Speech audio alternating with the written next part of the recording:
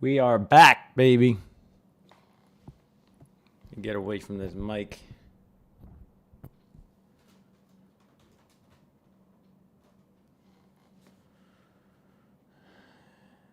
If anybody's in here yet, click that, put a 1 in the chat if the sound is good. No, my voice isn't, but I'll get over it.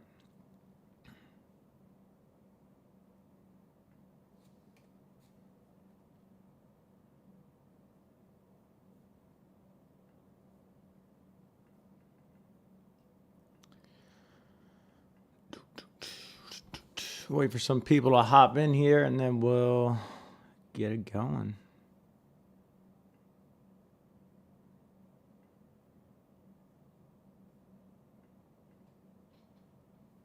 All right, we got some 1s in the chat. Thank you. How you doing over there? Novella Financial. Now, how do I get to this studio? 1 sec. I haven't done this in a minute, so bear with me.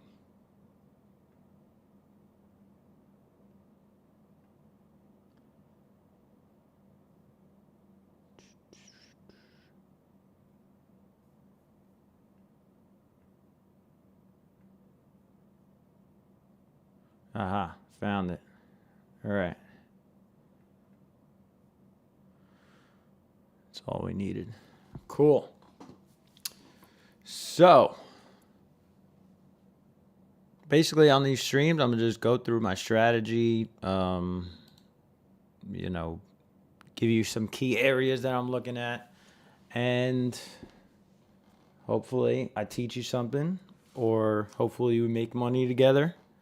But yeah, I've been running up some of these Apex accounts again. You can see right here. I've got 14 accounts right now, and they're each up. I'd say like the average is somewhere around 3,000. I had 20, but I was trading them in like groups. So a couple of them got lost, a couple of them got blown, but it is what it is. I still got 14 of them. I plan on adding those other 6 back probably today at some point, because I do have like 40 different evals that are in reserves, if you want to call it. So we're cooking again. And as far as the market, right, I know there's a lot of like turmoil and shit going on. Who's bombing who? Trump this, Trump that. Everybody's all caught up in trying to short this market. It doesn't make sense. It keeps going up, right? So I don't really care about the noise or the news, whatever. I'm just reacting to what the hell is actually going on in the market, following the trends, following all that good stuff. So what I'm looking at here today, as far as my strategy goes, I like to start on the higher time frame. That'll give me like exactly, you know, my longer term view on the bigger picture of what's actually going on. And this week, it looks like we're just going straight the hell up. So what am I going to do? I'm going to identify some key areas where I want to buy the market. And that is this green zone right here that you see. Might look a little light for you, but I'm pretty sure you're able to see that.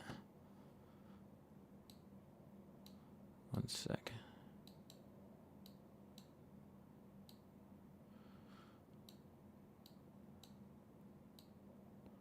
Yeah, I got such a ghetto setup right now. You should see this little screen over here. I haven't been trading manually much besides in the last couple weeks when I started to run up these Apex accounts. But yeah, I have one screen over here. I broke the other one for a video. So now I have some little piece of shit thing over here. But we're going to make it work. We're going to make it work. And if I keep doing these streams, I'll upgrade this setup. So, like I was saying, I'm looking for something like this today, and then we'll figure out who's going to get these Apex accounts. Because I got like 10 of them to give away to you guys. Are you trading Apex account with Algo? No. I'm trading them with my own hands. My own hand, my fingers, and my thumbs.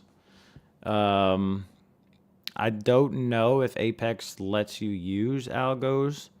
I know I've done it in the past, but yeah, it's just I want to know I'm getting a payout if I'm gonna, spend all this time and money trading these accounts. So I'm just gonna do it myself.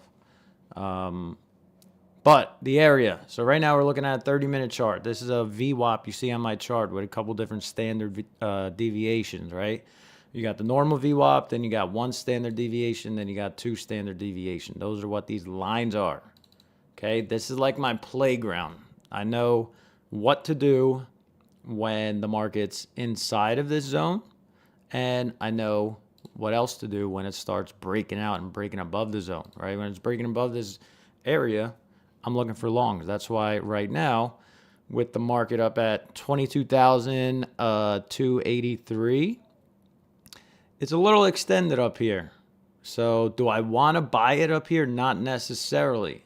If there's something on the shorter time frame that tells me to buy it, okay, maybe I will. But first glance, like I said, I like to start on the higher time frame. And for me, a great area that I would like to get long this market, NASDAQ, is somewhere around this green zone, somewhere around this value area high, we'll call it. So that puts us anywhere from like 170 to 130-ish is where I would like to see this market pull back into, come down, and then start to go back up, right? Everybody's, dying to short this market right now. And it's just, people are getting ripped. People are getting absolutely smoked trying to short this thing. Because they see, things blowing up and this and that. So they immediately go, all right, this market's going to tank. But the market's telling you that shit doesn't want to happen. So that'll be even better for us if we do get that pullback, because people are going to say, all right, let's short this thing even more. And we're just going to come in, buy the shit, and our target would be back up here into 385. But like I said, we might not get the full pullback. We might just start ripping from here. And this is where my shorter term VWAP comes into play. So I have on the left, sorry, my throat. Pause. But on the left, I have a 30-minute, my higher time frame, and then on the right is a 3-minute, my shorter time frame. So I like to use both. Let me see, 37 viewers. All right, we're getting somewhere. We're starting. Good morning, guys. Crypto was great today. Yeah, where's Bitcoin?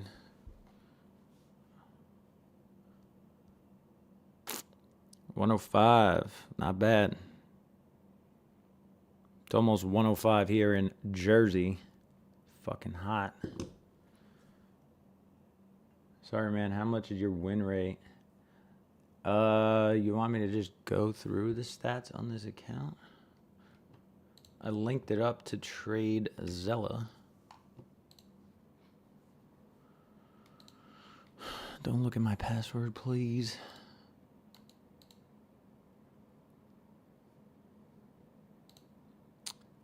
It is this account right here. So this is the one with the most P&L. As of right now, this PA. So you'll see that it's up about $4,000. My win rate's about 45%. Okay, my props factor is pretty fucking good. And I haven't traded every day. Like a couple of weeks ago, I was in Italy, so I was trading like once, twice, 3 times a week. You can see last month. So this is the first day I had on this account was May 21. And I think I only had 2 red days. Yeah, only 2 red days. Then we go into some more stats. Maybe I'll do a video breaking this all down. As far as like, because all these trades are coming from exactly these kind of setups, right? But yeah, I hope that answers your question. Hey Jay, cool to see you stream. Thank you. Thank you for joining here on this fabulous Tuesday morning. But yeah, those are my that was my TradeZella stats. What else do I have to look at in here? Oh, this is pretty cool. So average hold time, 29 minutes. I don't hold my trades too long. I'm compounding these and trying to just get quick wins on these 20 or 14 accounts. My largest loss, so I'm using like 5 micros at a time because these are 50K accounts. So yeah, that's what I'm doing. I plan on doing that until I get to like maybe 10K in profit, and then I'll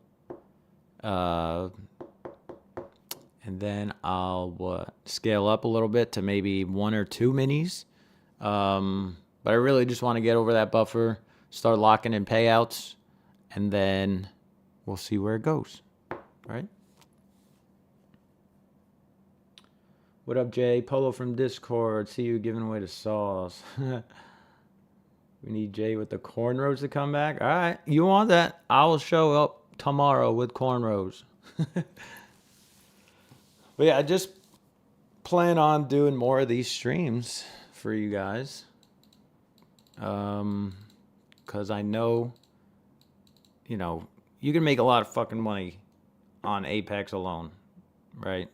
And I think I have one of the better strategies. I don't use ICT. I don't know shit about ICT, then fail value gaps, whatever they're called.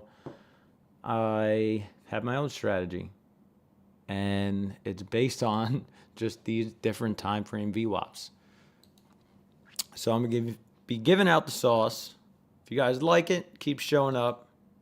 And yeah, so I do have 10 Apex accounts to give out. I'm not sure how I plan on giving them out.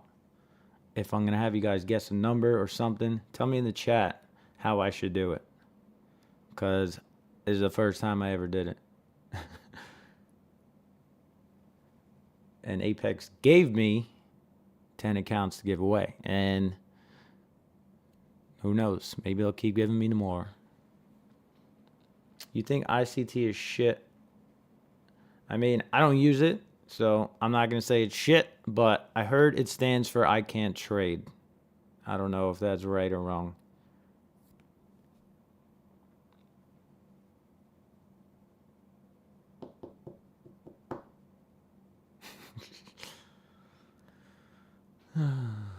But yeah, usually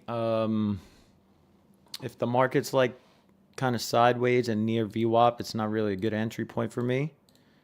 I like to trade when it's going, you know, outside of this blue area. So if you guys like or want to put this on your own chart, it's just a VWAP. Okay, so the left one is a 30-minute. This is like my weekly VWAP.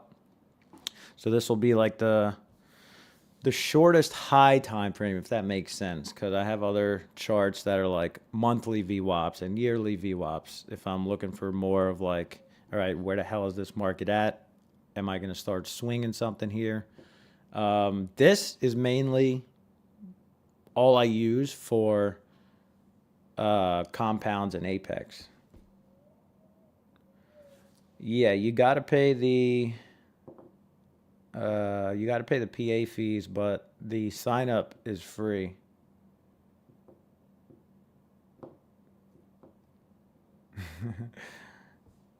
How delayed is this shit? I wonder.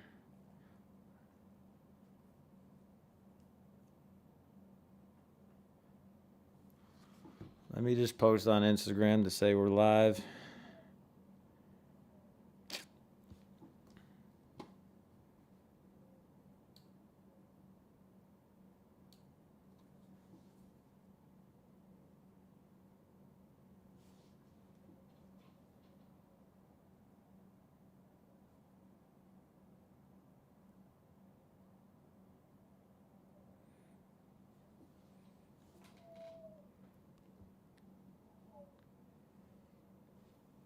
Marbles? What do you say marbles for? Do an exam. Who passes account? I should give it to them. All right, I'll give you guys a test. Let me come up with something real quick.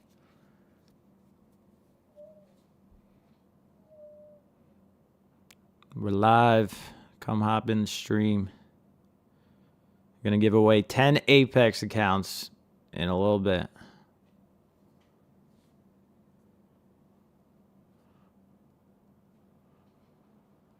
What's my YouTube? YouTube.com/jpelly. Tell your friends.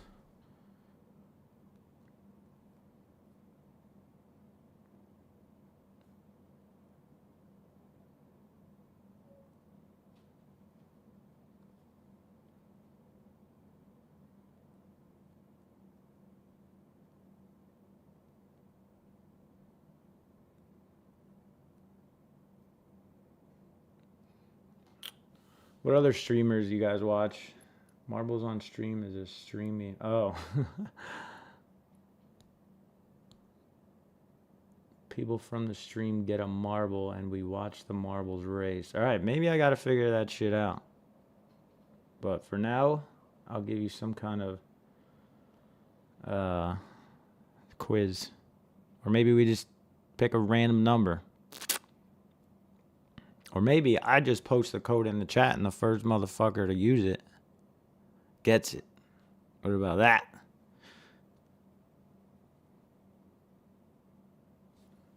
Hold on.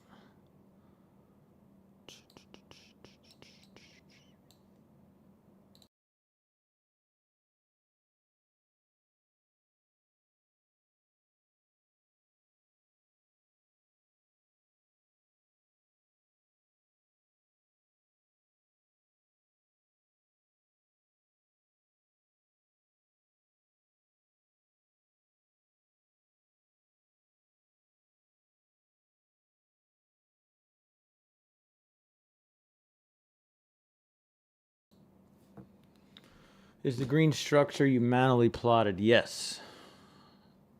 So, I mean, let me kind of break this down for you.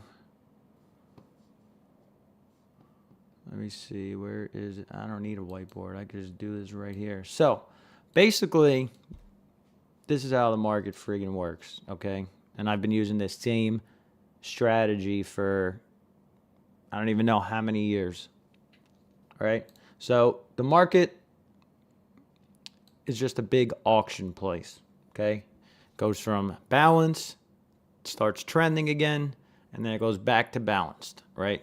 So it's kind of like, you know, let's say you have a Mercedes or something, all right? So this is the price of a Mercedes, okay? It'll go for, I don't know, 30,000, right? We'll use like a C class, some kind of used C class. And these are all the different prices going for like 30K, right? Let me just put this right here. Let's say the Mercedes is going for like 30K, maybe like 29, maybe like 31. These are all the different sales, right? And this is kind of the balance range of, you know, those prices. This is the value of it. But let's say something bad happens. Mercedes C-classes, 2020, they get a recall and something's fucked up with the brakes. What happens to this price? This price goes down. Now these things might start trading for like $25,000, right? And now you have another balance range down here. My drawings suck, but you get the point. It goes from balanced, some shit changes in the market, and then it starts trending. Whether it's good or bad, who the fuck knows? You got to watch the price action to see that. But that's just how the market works, right? So how do we know where these balance zones are? Well, that's what our handy dandy VWAP indicator is about. This is showing us the balance zones, and when we start breaking above it, that's when we're in trend mode, and you want to be going with the trend, whether it be up like it's been all week, or down like it, was kind of last week, right? You saw this starting to break down. What the hell happened? Well, there were some war talks going on. We're going to war, and now you got everybody shitting their pants, and the market barely went down, but you could see it started a trend once we broke under this blue area. Okay. And now things have changed. Trump said, all right, the war is gone. I helped the world and stopped all the bombs. And what happened this week so far? Starting from, what was this, like Sunday night? Well, shit changed. Market's going back up. And now we are just in trend mode. And what I'll do is go on my lower time frame to try and get involved in that trade. You're just here to learn, to be honest. All right, I hope you're learning. So yeah, I don't know if I ever broke it down, but this is just a VWAP on my chart with some extra lines on it, some standard deviations. So if you go into your VWAP, just go to whatever the hell this website's called, TradingView, and then you go to VWAP, however you want to call it, VWAP, VWAP, VWOOP, and then here's the settings that you add: upper band, lower band, upper band, lower band, bands fill. That'll make, you could change the color of this thing if you don't like my color. I like my color. And that's that. So on the left one, you'll have inputs, and you put it to week. Okay, so that's 30-minute, higher time frame. Left should be on week. And then I have it on a 30-minute, right? Same thing. All these settings are the same. You could pause this or screenshot it, whatever you got to do to mimic those settings. And then on the right, we have whoop-de-whoop, we have session. So this changes every day. This VWAP area resets at 6 p.m. when the market opens back up. Okay. So that's that. And then I have this on a 3-minute. That's just the one I like. Sometimes on Ninja, I will use let me go in and show you. On Ninja, I will use a 1500 volume. But I'll pretty much just flip through both. And then down here, I'll have like my cumulative delta order flow. Don't really pay too much attention to it, but it helps me understand the order flow. And when the market comes to like a certain area, then I'll start to pay more attention to this, because if today we come down to like 22,180 and I see that buyers are stepping in down here, then it'll give me just more confidence to get into that setup. But yeah, like I said, nothing really to do here before the market opens at 9:30. But this on the left is one of the ideas that I'm looking for. And then obviously if that area doesn't hold, I'll probably get stopped out on a long somewhere in here. And we'll see if it either continues lower, starts trending or trading back into balance on the higher time frame, or if I just get a little stop out and have to re-enter. And then also, where are my levels? Usually I have something that has the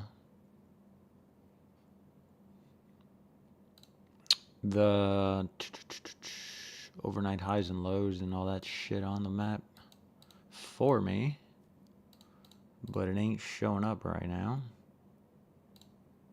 Fuck.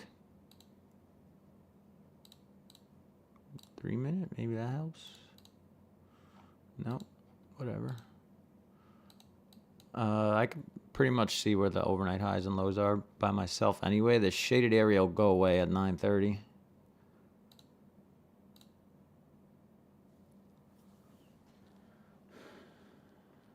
Broski, does your bot trading work for people in Canada? No, TradeStation doesn't let you.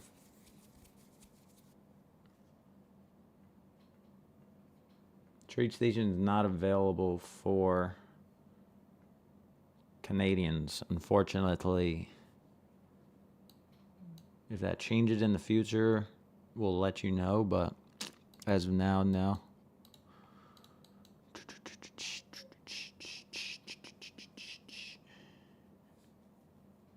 With your stop loss risk to reward with a 50K account. So I used 5 micros and 20-point stops. If my stop loss is less than 20 points, let's say, you know, it's 10 points, well, then I could bump my size up a little bit. That's how I go about sizing on these prop firms. Because if you catch one of these trades, like you catch the reversal and you time it right, like if we come down to this level today, 22,180, and, you know, you get the timing right, you could use a very tight stop and catch these bottoms. A lot of people say you can't catch bottoms, but I've done it a lot of times. What about Europe? Is it possible to perform in Europe? Yeah, we have people using the bots in Europe. It's everywhere but Canada. Is that your own VWAP indicator? No. It's the normal one. It's the one Trading View gives you. But yeah, to prove my risk to reward to you, we could just go through my trades and you'll see, like, I'm risking $200, like I said, which is 20 points on 10 micros. Oh, no, 20 points on 5 micros. Maybe I got to zoom in here, right? All right, I'm learning. But yeah, you can see sometimes I have to cut it out early, whether that be on the plus side or like you saw here. I cut that trade pretty damn early, only lost like $40. And sometimes, you know, I hit bangers like this. $1,400 on 5 micros. Shitting me? Let's see, what happened here? I was on a ferry. I remember this trade. I was on a ferry going to Capri in Italy. And looks like some kind of macro news came out at 8:30. I was already in a trade. Probably had no idea news was even coming out. And then I looked back and TP was smashed. So that was a fun one. But yeah, like 5 micros long. $1,400 on 5 micros. Pretty sure I got stopped out right before this too and then re-entered. So you'll see me do that quite some time where I get stopped out and I'm like, all right, I still think this is valid, so I'm a, you know, keep going. But I like to, if I get 2 losses in a row, then I just see you tomorrow. Because then it gets dicey. You could, you know, drown yourself pretty damn fast. You see, like I almost did it this day, but I had a lot of confidence that it was going to go back in my favor. So I took 3 L's in a row, 200, 200, 200. Actually 5 in a row. Look at that. And then made it back in 1 trade.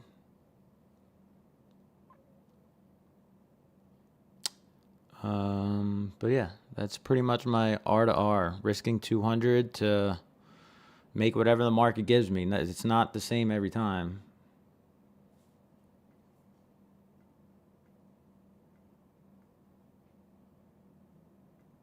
Dude, not to be rude, the sign-up fees is $16 and activation is $150. Yeah. I think it's like $120 or something if you use the 50K account.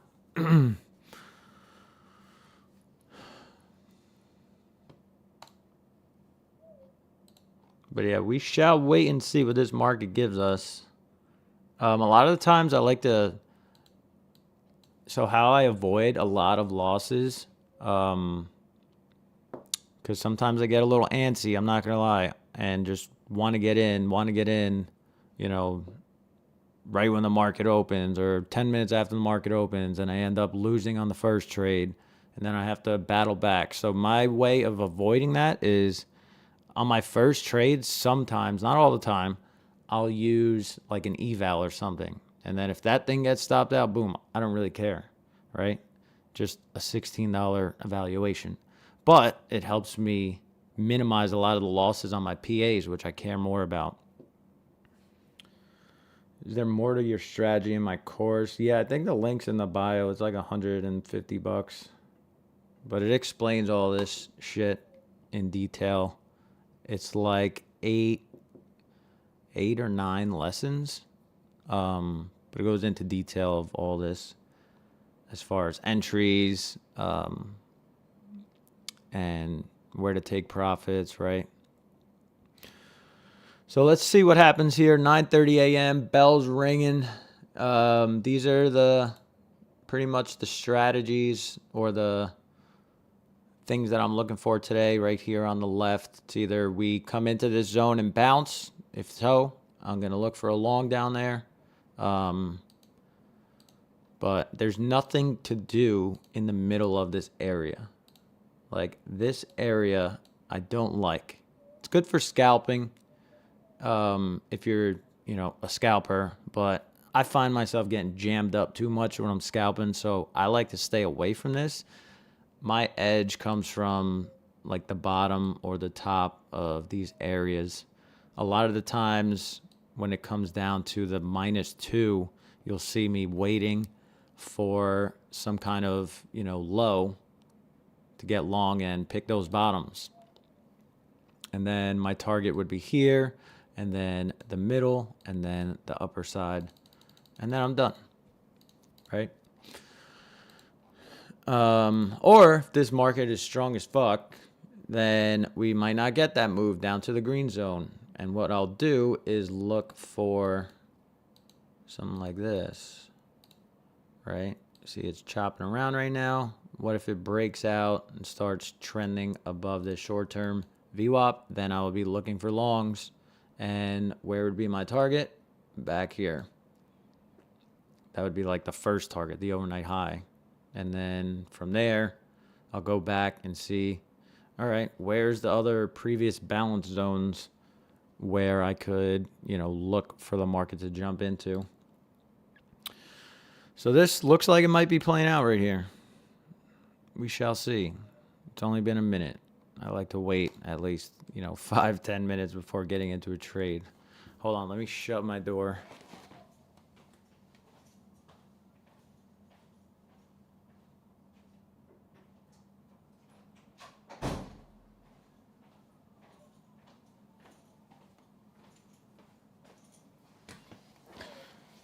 Bum, bum, bum, bum.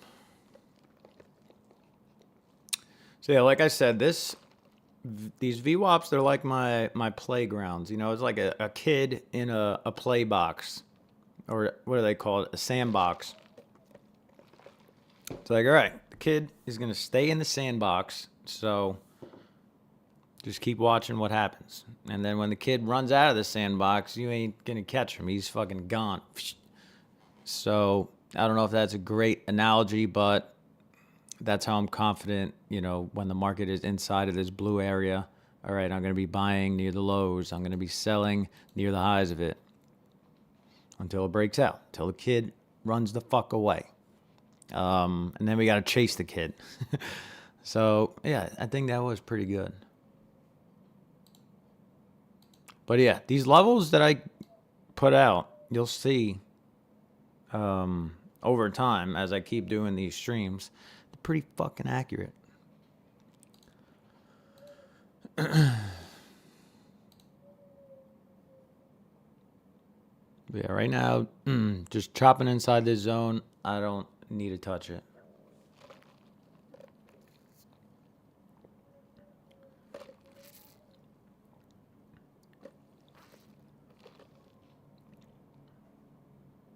Do you trade micros on Apex evals or PAs? No, I don't trade micros on evals. My eval strategy is I'm going all in and passing in one trade or failing in one trade. Especially when they have the 90% off. Then you got to load up on those things.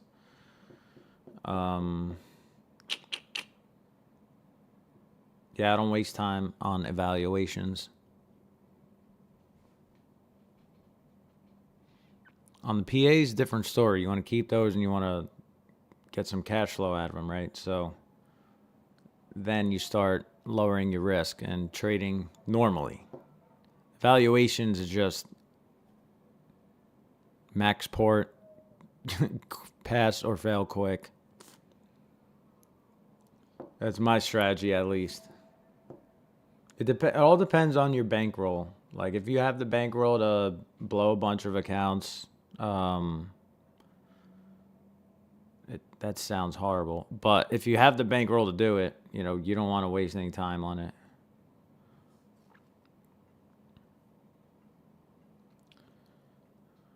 With Powell testifying at 10, is that going to impact how you trade today? We got Powell talking at 10. What the fuck? But no. When Powell speaks, yeah, it could get a little, violent. But if something's going towards my zone and I see a trade, I take it. The volatility with Powell and all these news events just accelerates the trade. So yeah, maybe you want to lower your size. But no, it doesn't really impact too much. If anything, I like the volatility. Yeah, I knew about tomorrow. I didn't know he was talking today too. Fucker.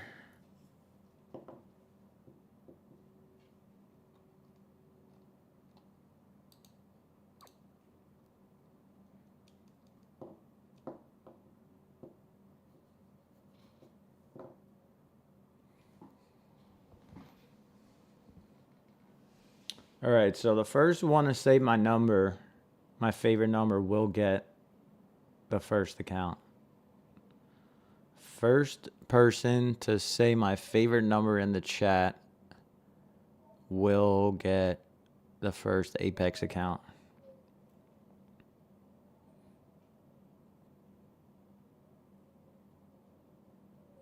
Felipe, it depends. So on the 3-minute, I'm really trying to go with the higher time frame trend. So like right now, yes, we're stuck inside balance. You should be, shorting this area, getting long near this area. But that doesn't mean if we break out that I won't try and get long on a breakout and retest above this area, pull back above this area. Okay? So with the idea that this market is imbalanced on the higher time frame, which just means, it's trending up on the higher time frame, I'm more inclined to wait for a breakout above here and get long. But yeah, just depends the environment you're in, right? So right now we're in a trending market. Okay, you're probably going to see me get long somewhere around 22,300 if this thing starts to pop and we get a pullback that holds above there. Oh shit, hold on.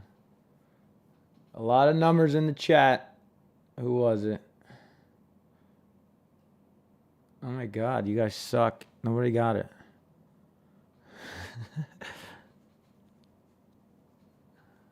Nobody got it. Oh, he got it. JP got it. That's funny. JP3, that's my initials and my favorite number. JP got it. Winner. You guys must not pay attention, man. Number 3, that was an easy one. I followed you on IG since 2020. Awesome to catch you live. Appreciate that, man. Sam. Appreciate that, Sam.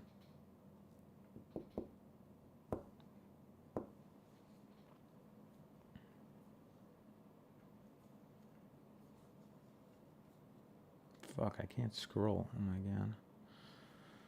JP the winner. JP, how am I gonna do this?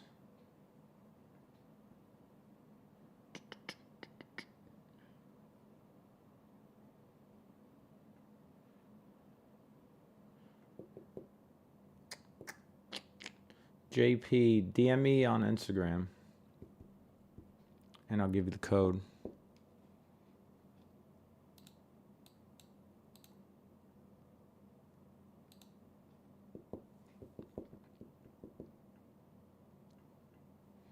All right, you can stop spamming numbers. He got it first.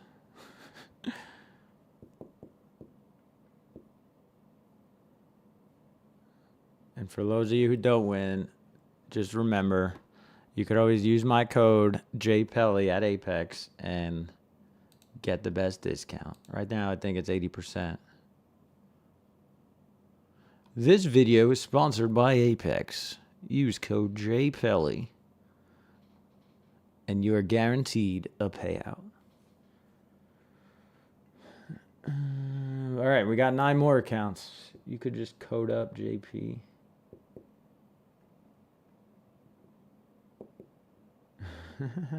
You're trying to go sneaky, Jose. What up, Jay? It's Carlos from Meat Market. Yo, what up?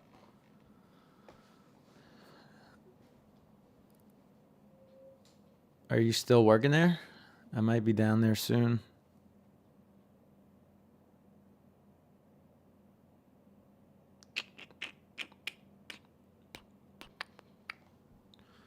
But yeah, you'll see a lot of this shit is waiting. If you're not patient, then you get fucked in this game.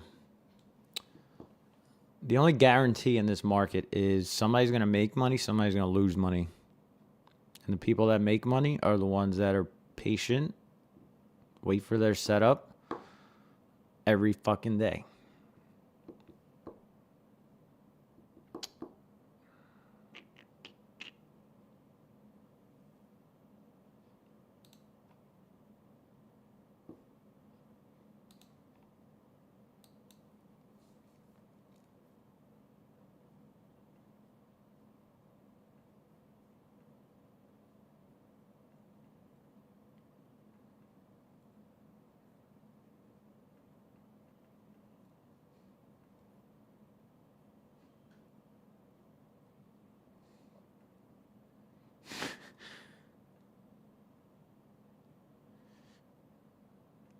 No, I quit 6 months ago. Good for you, man. Yeah, I'll let you know when I'm there. All right, we're starting to break out a little bit. Sometimes it's so exact that it's scary. But I don't want to short this. I would rather wait for the break, because this market could keep trending. Yes, we are still already up 248 points on the day.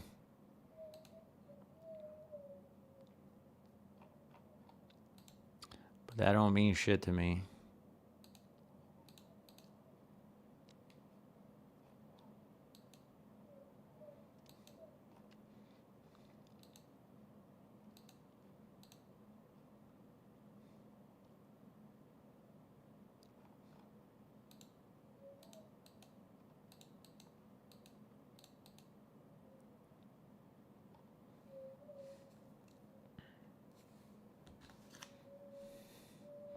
If there's more than one person that messaged me, I'm gonna fight you guys.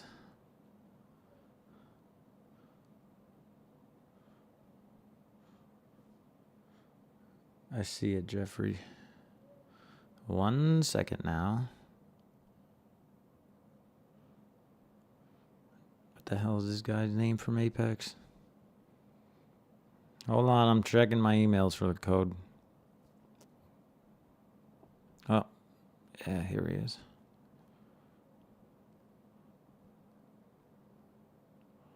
Boom.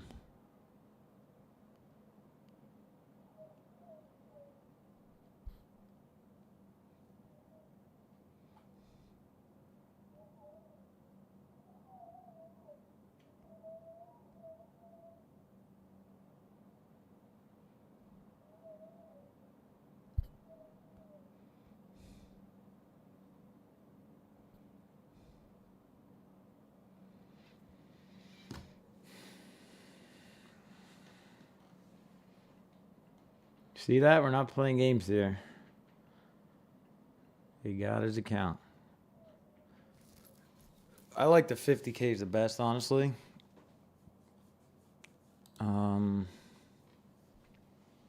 But I do have some 150K evals. I'm not gonna lie.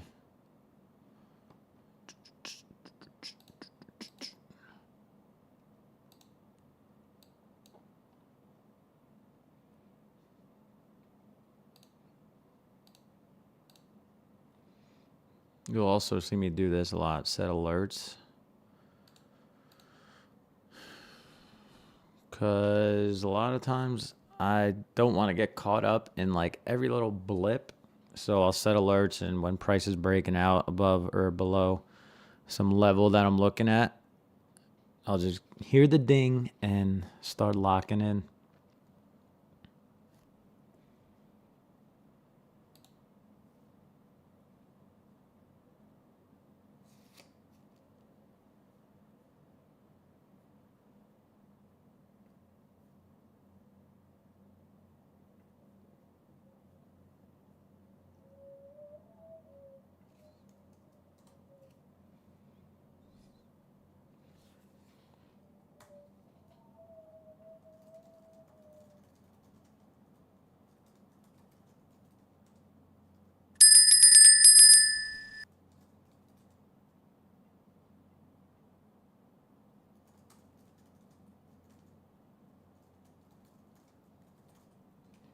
And there you go. There's a pop.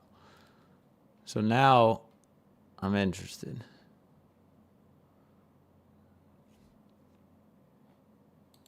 You want to see this keep popping and then start to, pull back a little bit above this area. And then I'll start getting in like on one of those pullbacks. So now let's also check the order flow. Fuck is it? There it is. Order flow looks good. Buyers.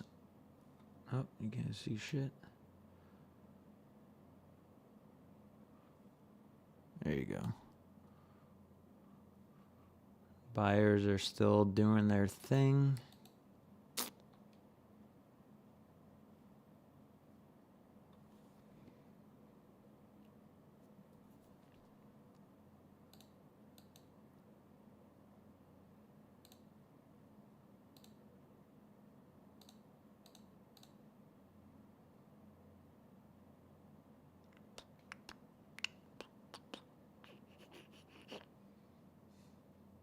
Should get a little pop into like 350. I just don't like buying on the exact first breakout point. I'd much rather wait for it to bounce higher, come back down, and then find the support, and then fly back up. We ride it to 385.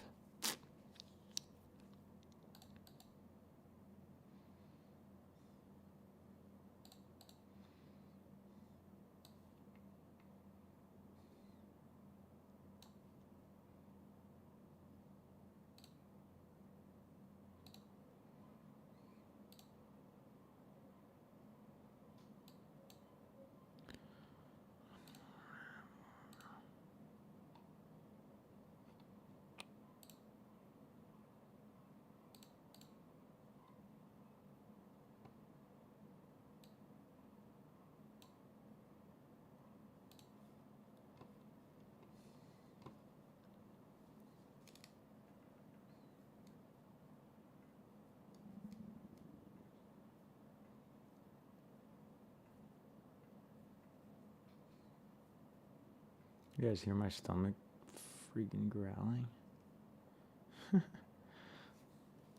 Went long on SPY. You trading options or stock?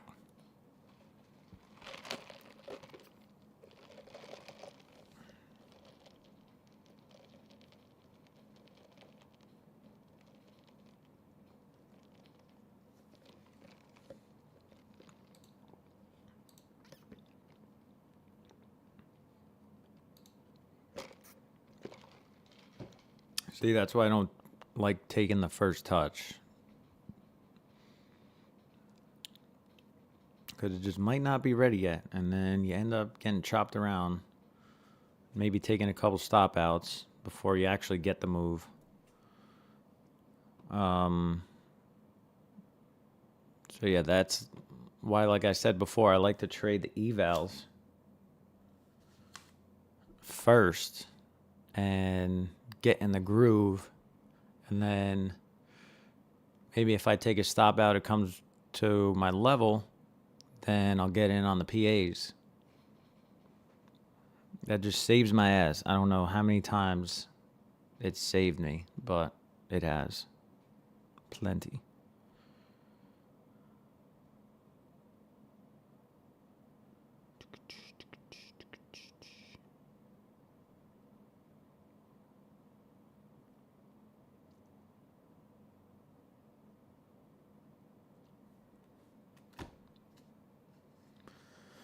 "10 minutes till Jay Peasy."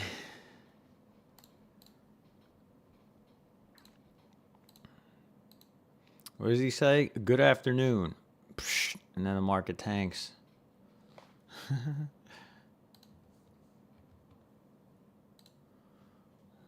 What is he even saying?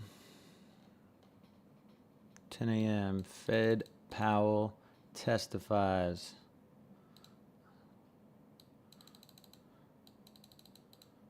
Monetary policy report. Oh my God. Bunch of nonsense.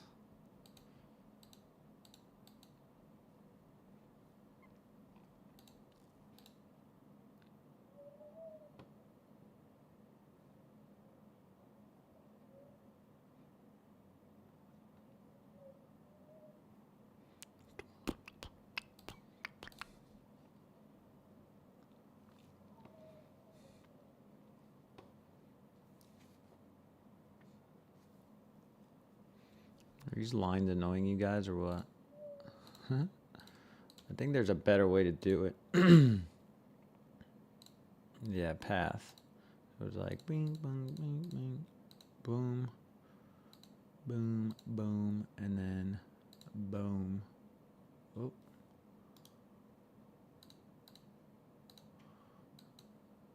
That would be my first scenario, my ideal scenario. And then if Powell comes in and says some dumb shit, which I don't think will happen today, and then we could start trading under this zone and look for shorts down to 22K. Those are the two scenarios I'd look for. Because a lot of times when the market comes back into this zone, well, it likes to trade back to the other side. That is a ways away. Doesn't have to happen in the same day. But if we do trade back under this area, well, we're going to accept back into balance. And then the target would be this first middle area, VWAP. And then if it crashes through there, the next side. So this is the same principles I use on the shorter time frame as well. So it's all right, if you got short here at the high of this area, well, your first target would have been here, VWAP, and then the other side, 22,236.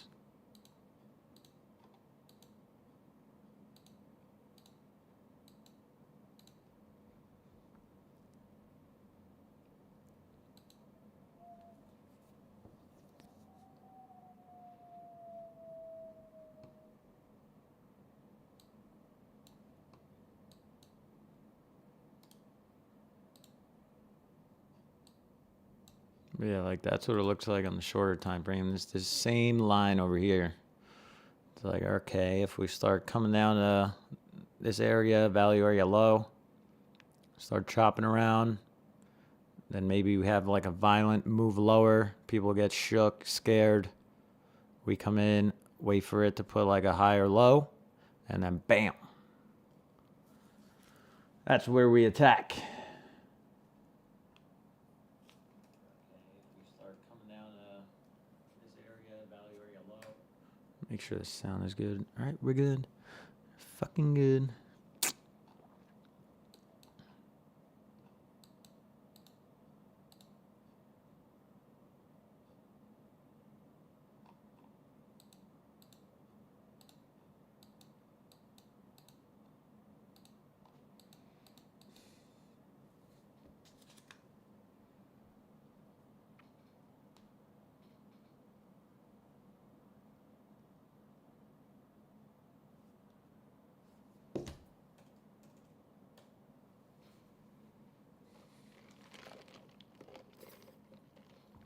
How do you mark out your interest zones before market open? So I'm looking for, on this side over here, I'm looking at this higher time frame VWAP, and I'm basically just looking at the higher end of it and the lower end of it, okay? So it doesn't look like much, but this is on a 30-minute chart. So a move from here to my area is, where's the price tool? Come on. So a move from here to my zone is like 130 points. People see that, they're like, oh shit, this market's crashing. It's gonna burn. The bombs are flying. But if we have that area already marked out, this is likely an area where buyers are gonna try and step in. Will they get the job done? We don't know that, but over time, this plays out a lot of friggin' times, and more times than not, it's an area to buy, okay? So that's why that is my area of interest. Now, if this shits the bed, buyers don't step in there, well, we're gonna go down to the other side. So those are like two areas of interest for me. Okay, where's my rectangle? Who's disconnecting me? Rectangle, so it'd be like the other side of value. We're just going to call this the value area, okay? This blue zone from now on, remember it as the value area. All right? So then that would be another area of interest I'd look to long. If I am short when this thing breaks, then that'll be my target, and I would cover my short there.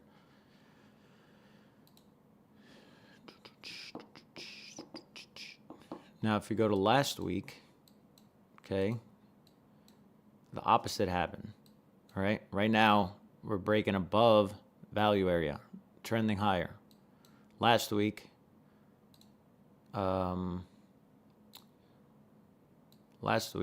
if we came in on, Thursday morning, or what is this?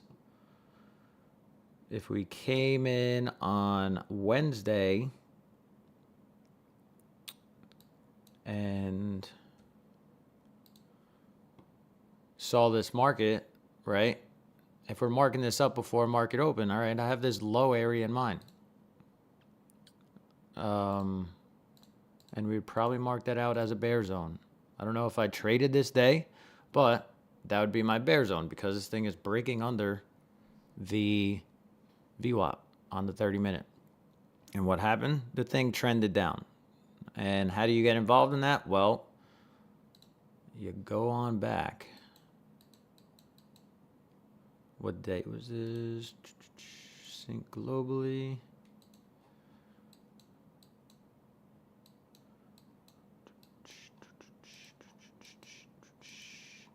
It's breaking on the higher time frame, breaking down under the trend. So if you're looking on the shorter time frame, you're going to want to look at shorts that pop into that zone.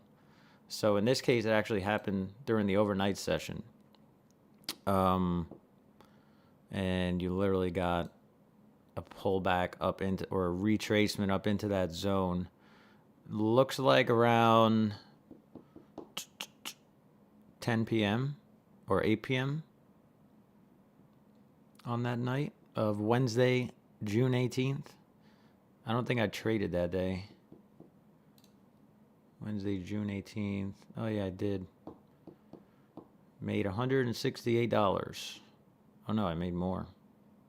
Made like 600 per account. But I was trading in the morning, not at night. But yeah, that's how I use these zones and mark them out before the market opens.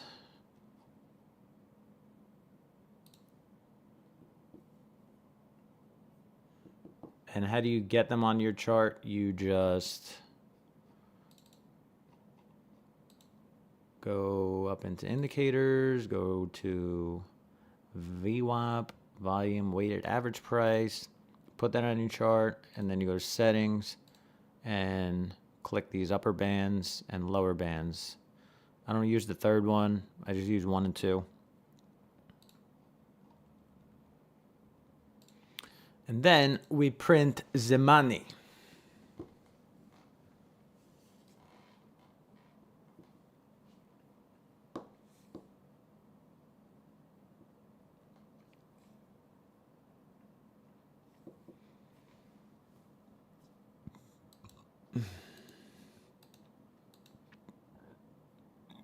Who's got the link to Powell?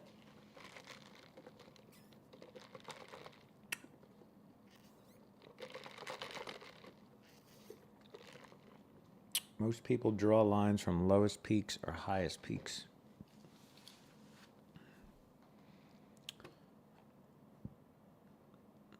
Yeah, I mean, when I'm doing that, I'm pretty much like, I could draw out the highest peak as well. That's our overnight high. That would be a target for me when I get long, if I get long, right?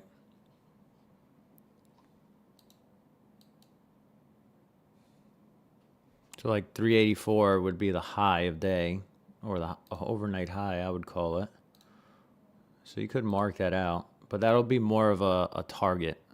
It'll be like, all right, if I get long, that'll be where I'd like to take some of the money, right?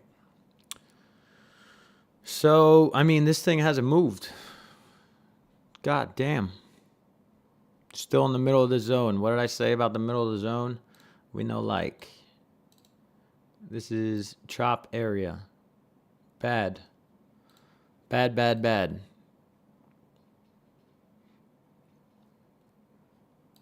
We like when it breaks above the zone. Or we like when it breaks below this zone and smashes into like one of our buy zones.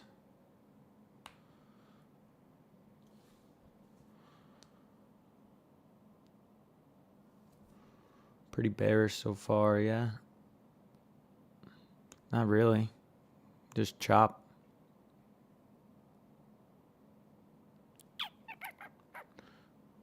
I trade FVGs. What's that? Oh, fair value gaps. Yeah, I don't know about those things. But I see a lot of people that trade FVGs and they make a lot of money on Apex. So it's got to be working. It's got to be working.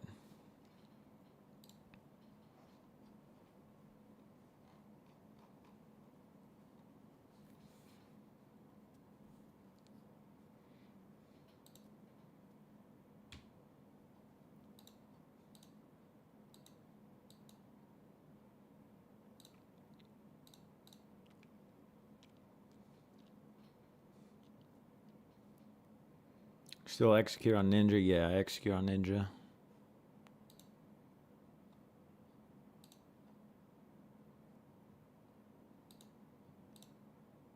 I'll tell you if I get long or anything. Don't worry. Right now, I'm just eyeing the market, giving you guys some game, and hanging out. I appreciate you guys, though, hopping in here and coming on. I plan to do more of these things. So...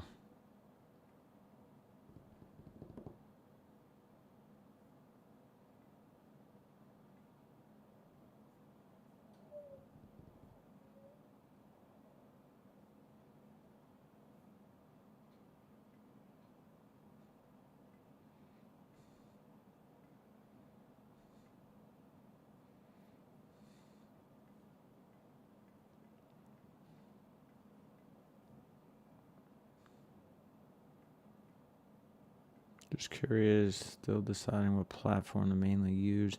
Yeah, if you're doing the Apex, most people use Ninja or Trade-of-8.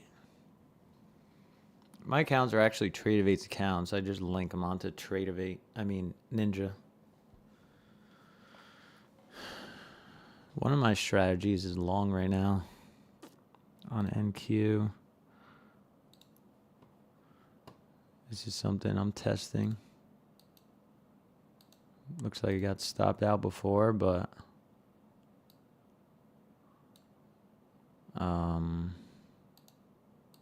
yeah, just an automated strat.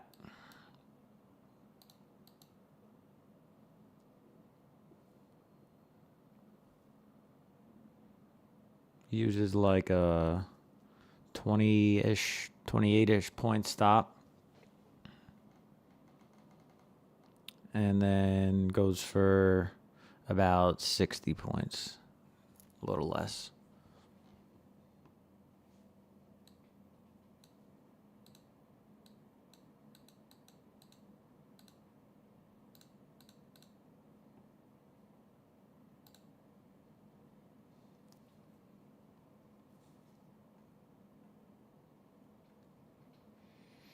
Glad to be here, brother. Looking into becoming profitable.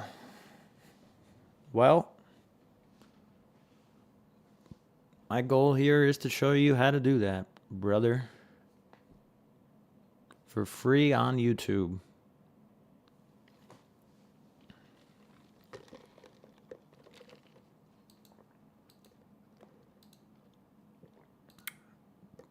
We're going to take down PW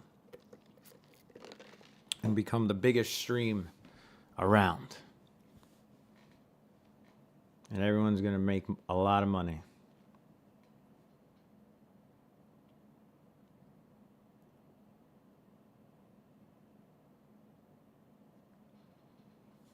Without having to use ICT.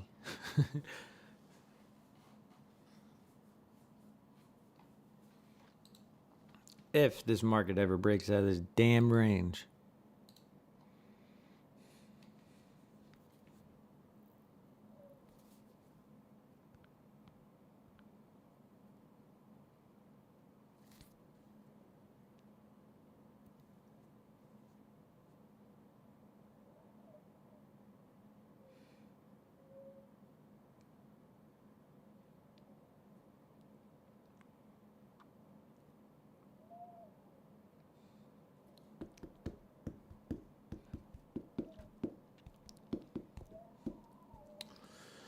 So, if you're just hopping in, we're waiting for a break above the zone to get long.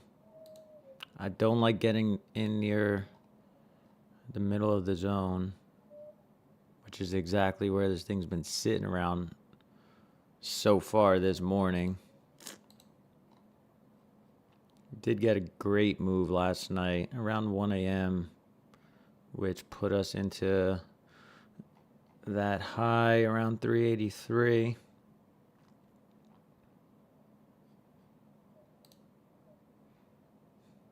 Overnight move's been pretty solid. But it doesn't really matter. If you're only looking for like 20, 40 points to compound and start building up your PAs and getting payouts, or if you're just trading your own cash account looking for, those compounds, then you don't need huge moves.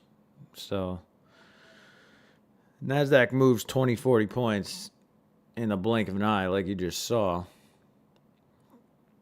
As long as you have your strategy right, your entries half decent, then you shouldn't have a problem catching 20, 50, 100 points on NASDAQ every day.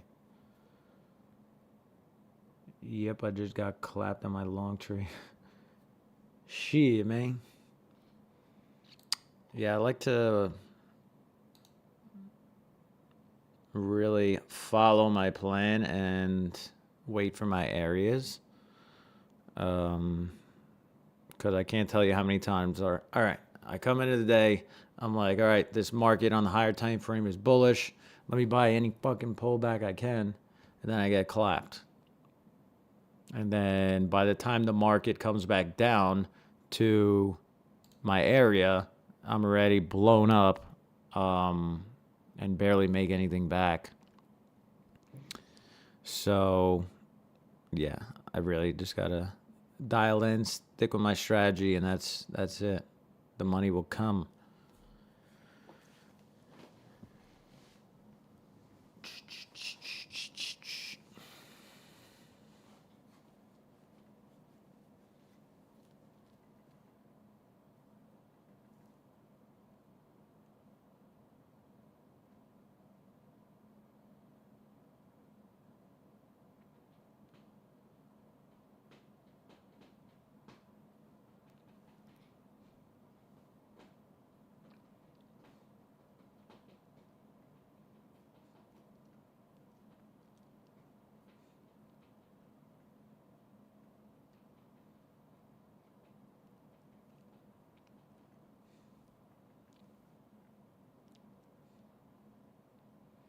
Where's the all-time high at? Let's see. How far away from all-time highs are we? I'll just change this real quick to like a daily chart. Oh my God. 200 points away. Are we gonna hit all-time highs today? Not even 130 points. Chat, are we gonna hit all-time high first stream and start this off with a bang? Literally less than 1% away from all-time high on NASDAQ. Probably less on S&P. Oh my gosh.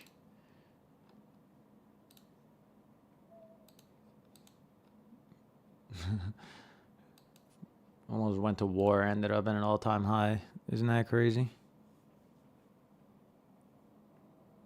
Ain't that some shit?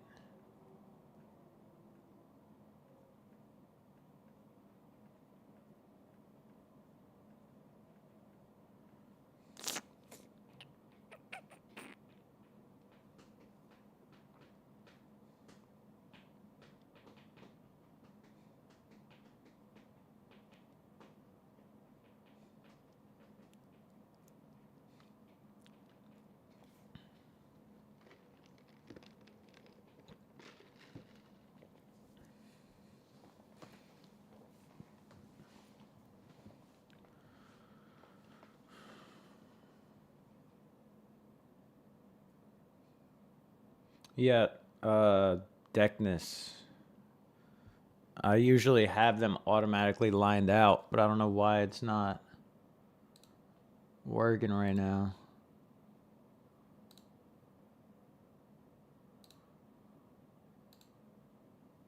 Ah, there you go. Just had to fucking add it to the chart, you dumb motherfucker. Sorry for my language. Hope you guys don't have many kids around. But yeah, that's your overnight high. You could see it looks a little weird because of why? Question mark.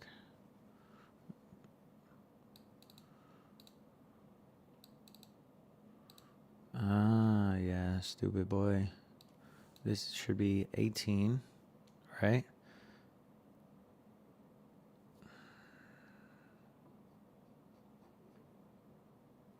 Oh no, this should be 16. 4 p.m. is 16. Yes. Very good. 9:30 to 16, that is your New York highs and lows. Overnight should be 18, so 6 p.m. to 9:29, which is a minute before the New York Open, okay? And then what's the Asia time again? Or no, it's London. What's the London times? Who knows off the top of their head the London times? I like marking those too, just for those overnight areas.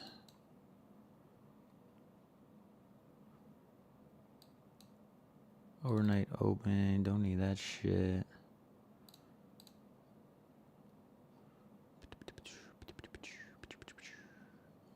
Overnight open, close that shit. Closes at 4 p.m. New York open. I like marking the open. This should be good now.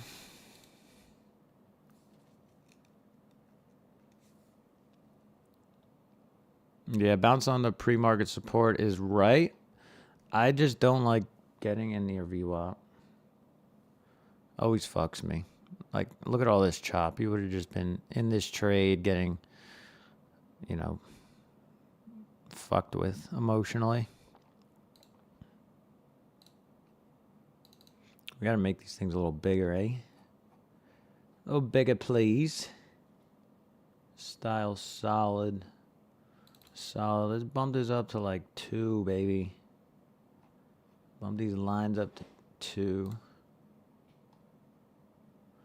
Just so I can see them a little better.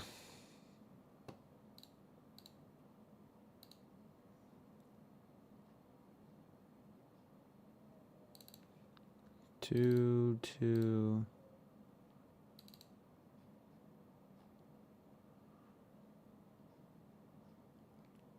And 2. All right, now we're doing something.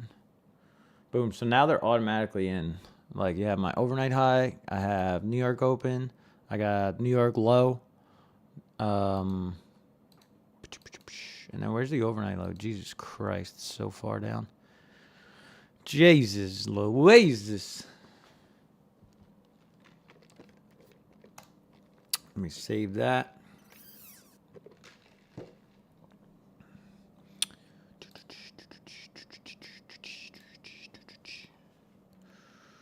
Tesla looking pretty good. Robo taxis bump that up. Bitcoin 105K. NQ up 200 on the day. Damn.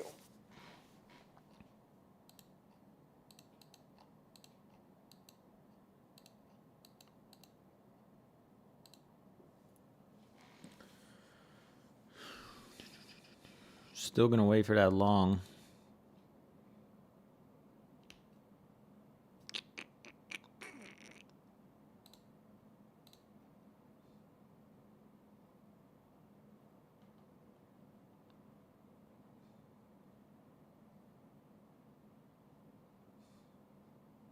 I do like how it held.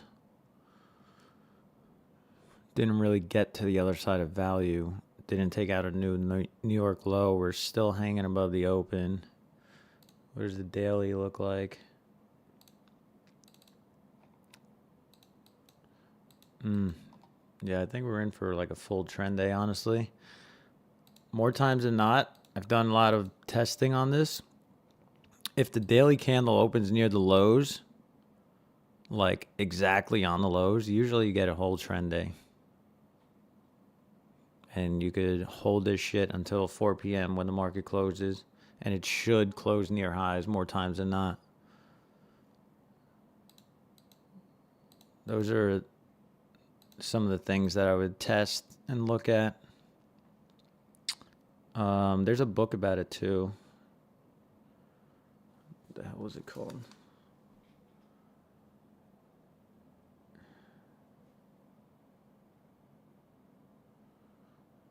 Books. I have the books on the phone. Hold on.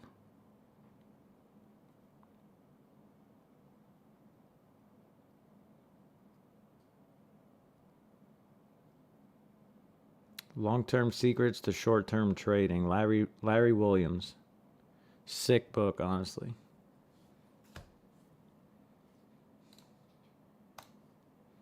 Gives you a lot of those statistics.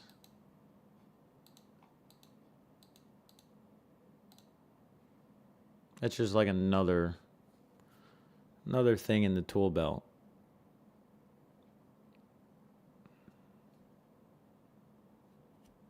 Institutions stop me out and push higher. Yeah, I mean, I don't think it's ready yet. I still haven't clicked any buttons yet. Don't you worry.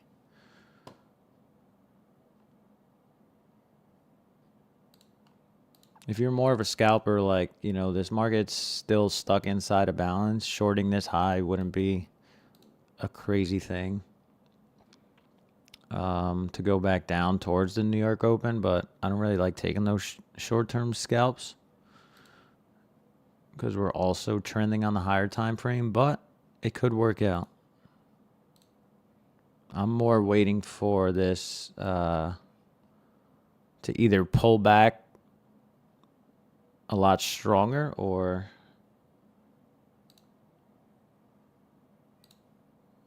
do something like this. Know what I mean?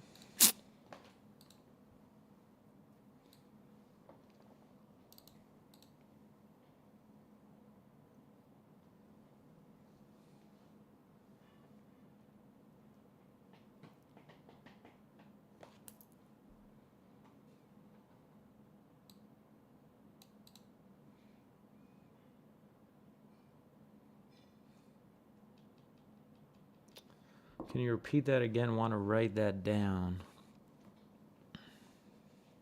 Which part?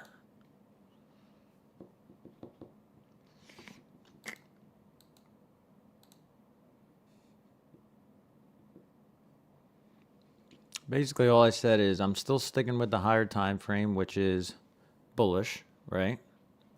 So my bias from step one is bullish. So I don't really want to short something that's popping on the upper end of this balance area. I'm more inclined to wait for this thing to actually start breaking out and then,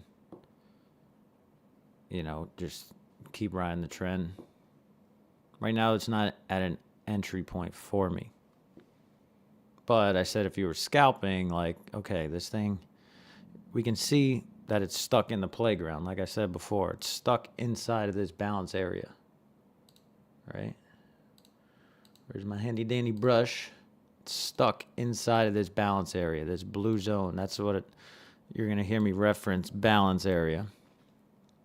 Now when it breaks above the balance, all right, let's fucking ride. I want to get in.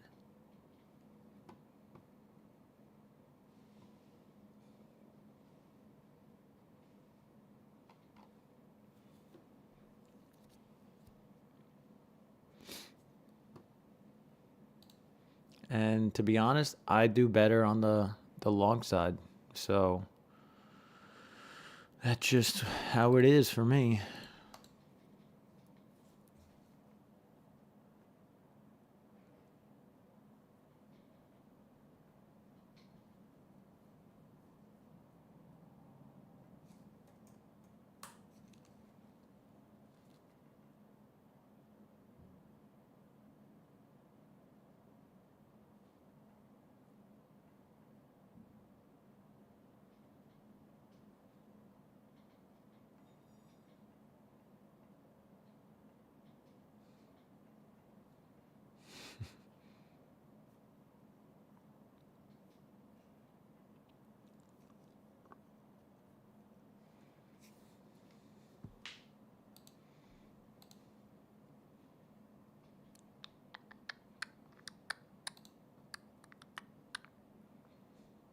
Yeah, most of my trading is it's either momentum based or I'm finding areas like this to pick where the market is going to turn. So it's either I'm following with the trend or I'm going against it when it's breaking out of balance.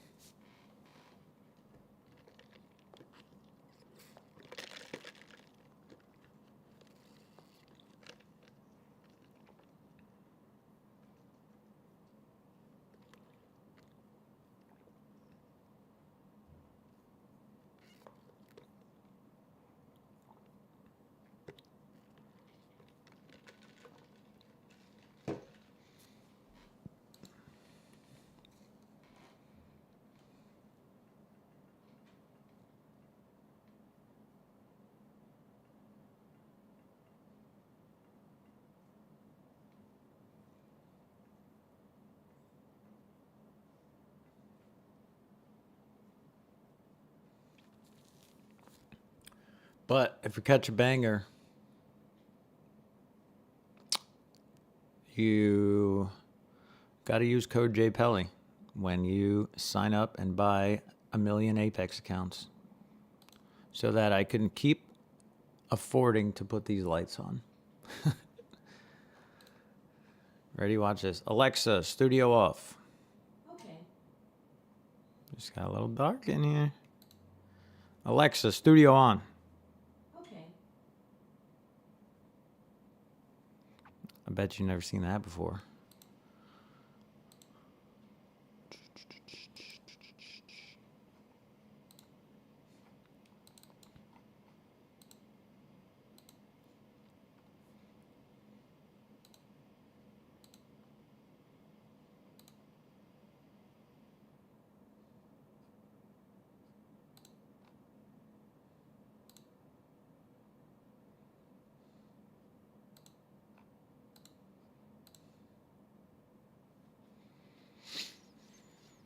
So, like I said, sometimes I'll go in first, take my first position with an eval just to test the waters, and try and avoid like a first stop out.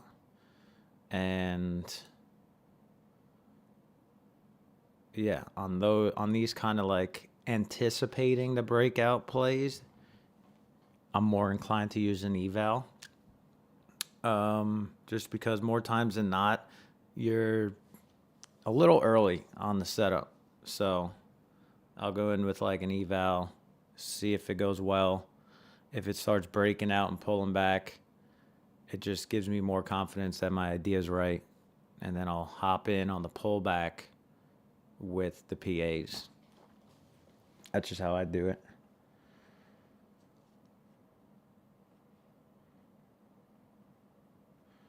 London is 3 a.m. to noon Eastern. Got it.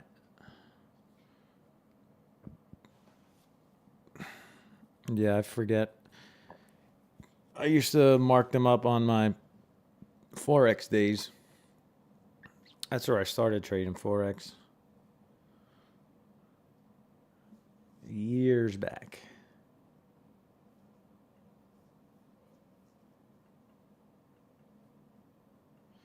Years back, mate.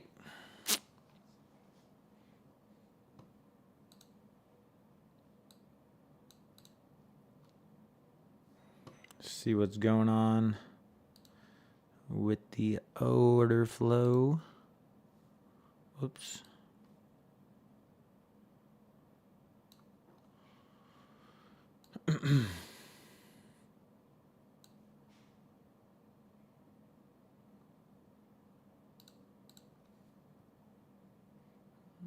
Yeah, we're still just chopping around. Sellers are starting to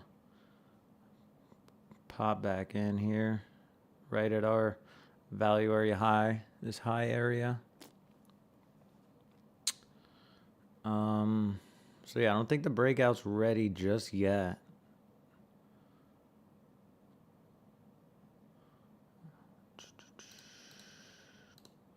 Gotta wait for the push above balance or a move to the other side, wipe out some of these stops, and then start picking back up. Those are the two scenarios I'd be looking for.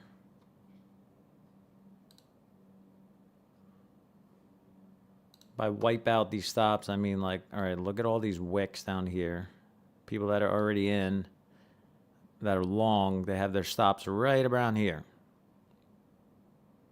So more times than not, you'll see the market come down, take out those stops, find the bottom, and then reverse back up pretty rapidly.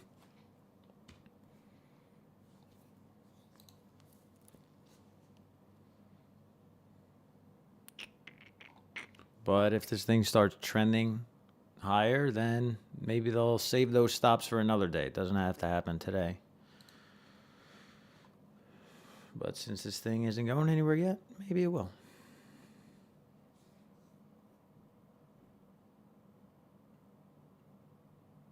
Do you trade online because it's fun and enjoy it? Yes. I like it. Yeah, the bots are all on autopilot. So I don't really have to do anything with those. They're just running constantly, 24/7. So that leaves me with a lot of extra time to do shit like this for free to help people and make more money on Apex. Why not? I'm not risking much of my own money. It's only just buying these accounts and that's it. Gives you a lot of leverage. I don't care how much money you got. Why the hell would you not try and add more leverage to your portfolio? It just doesn't make sense not to. Especially if you're good at it and consistent.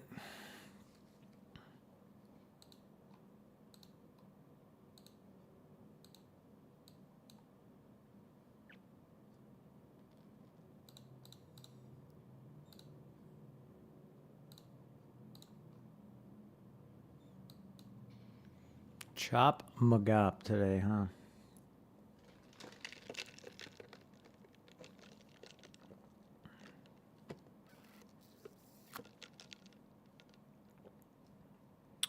Powell, a significant majority. It will be appropriate to reduce rates later this year. I think the market will like that.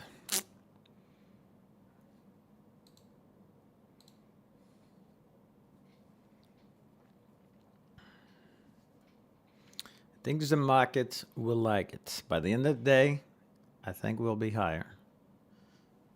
It's just where are we going to get that trade? Is it going to be the breakout or is it going to be the stop run and then pick the low type of thing?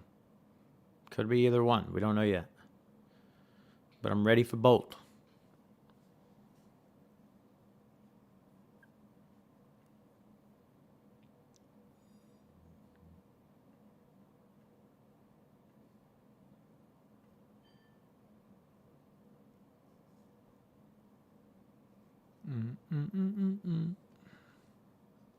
Where's everybody from?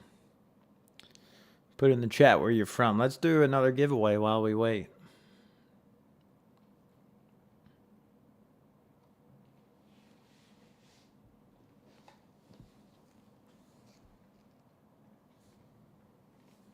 What do you think? Another giveaway. What should we do this time?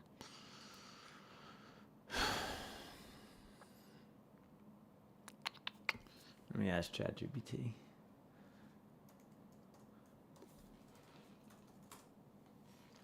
ChatGPT, give me an easy giveaway question for my viewers on the YouTube. Make it very general and easy.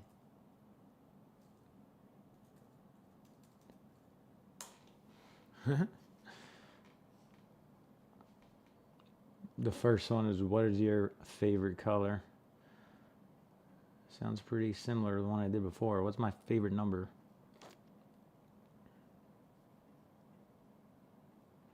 All right. Which country did I visit last?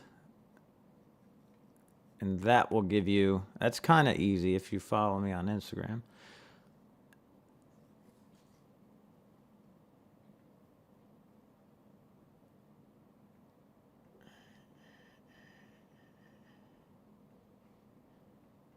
Winner gets an Apex account code. Which country did I visit last? Yep. Oh, everybody got it. Fuck. It was Italy.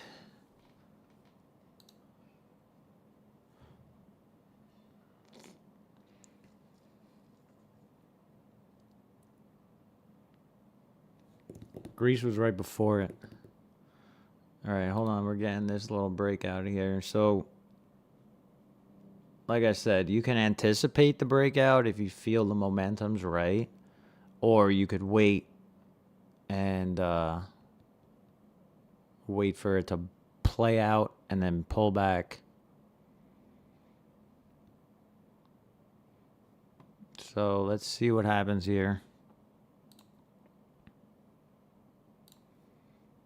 And I'll show you kind of how I would play both of them. So like right here with this breaking out, kind of showing me that it wants to run some of these stops right here. A long, you would use like, let's see, 320. Could probably get away with a 20-point stop here if you time it right and this thing starts bouncing right now. Your target would be this high right here, which isn't too far, and then this high over here, 350, which is like 25 points, and then 384 overnight high.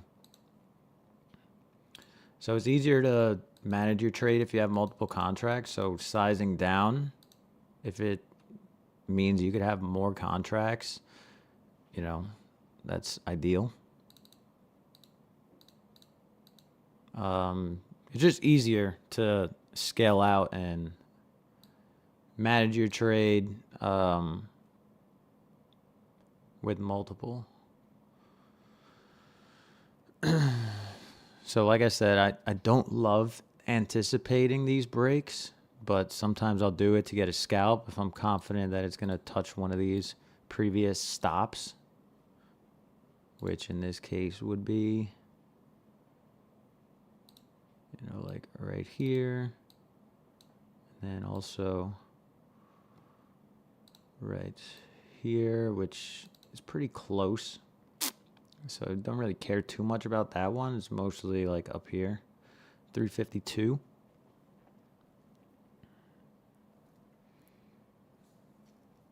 All right, Rob and Ludek, DM me on IG.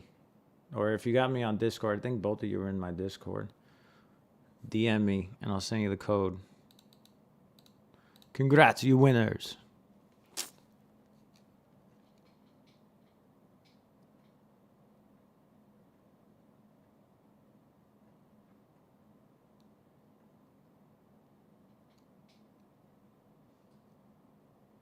What the hell is that address you sent? No, you cannot bring me to the dark side. I'm not getting an M. It's AMG's only, baby.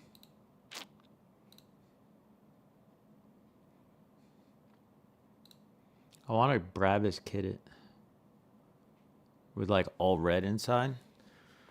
You know, they have like the Alcantara, like orange ones. I want it all red.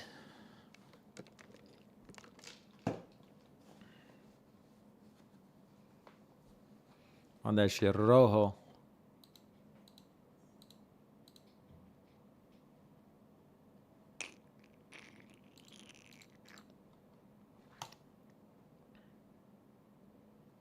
Just DM'd you in Discord. Alright, I got you. What kind of M you got?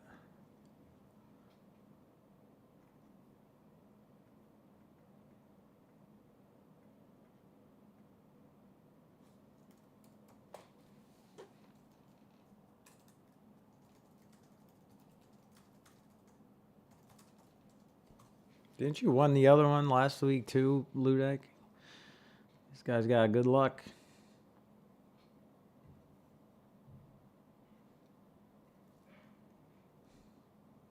See why we don't like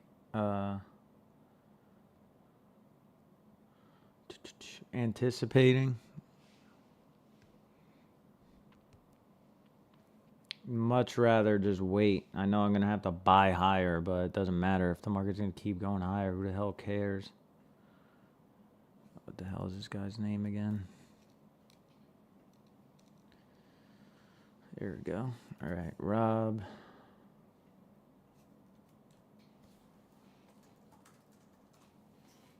And Ludek.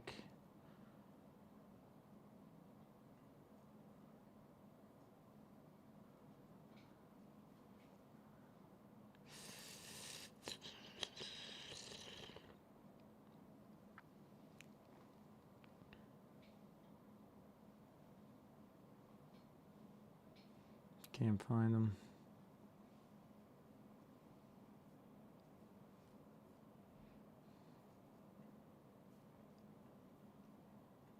X4M, nice. Oh, you got me on IG. Hold on. Yeah, hold on.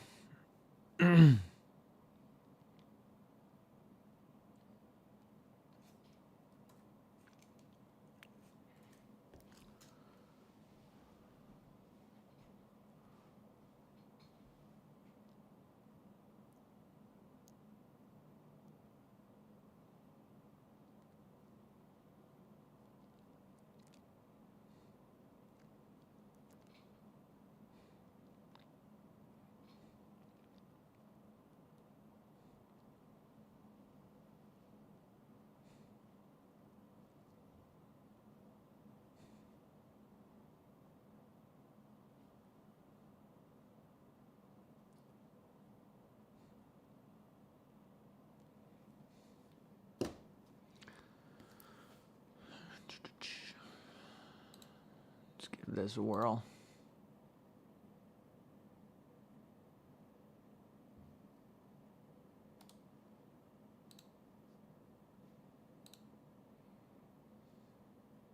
Anticipating now that this pops into the 350 zone.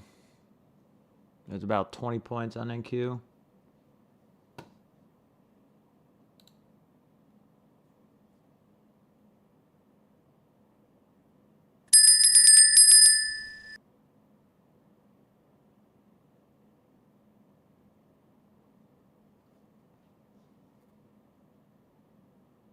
Buyer stepping in, pushing this above value. Now you just want to see it pop. Run these stops and then see if this thing gets up into the overnight high.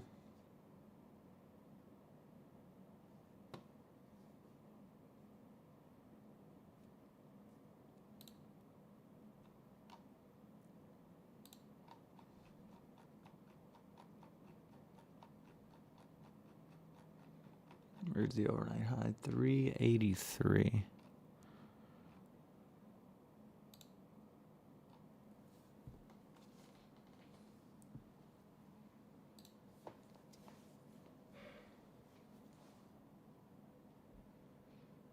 So now what I want to see is this push.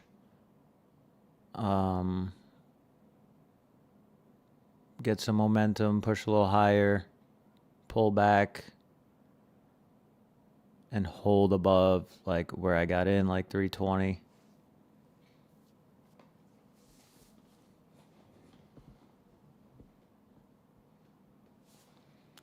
And that is what I do.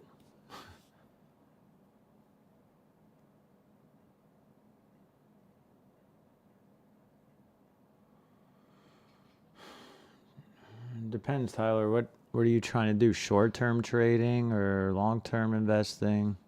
Like if you're doing trading, then I would say keep coming to these friggin' streams and you'll learn enough about technical analysis over a couple of days than you will in any book. But yeah, other than that, there's books, there's YouTubes.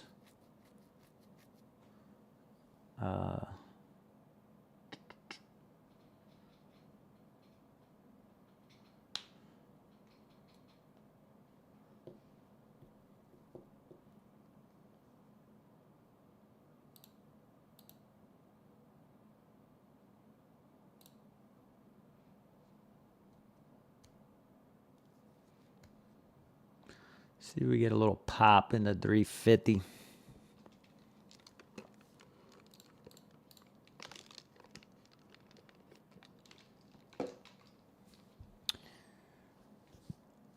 Realistically, I want this to go up into the overnight high and keep going.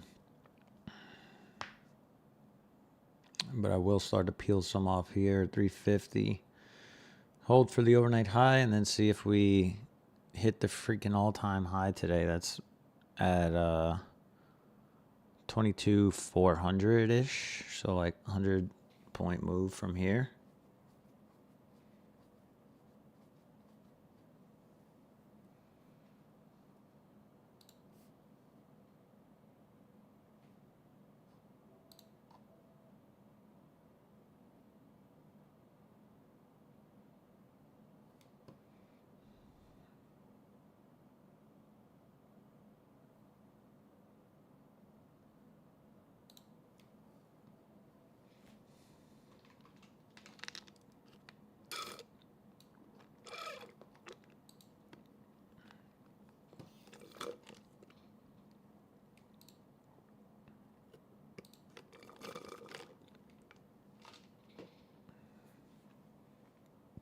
So we got through that first area.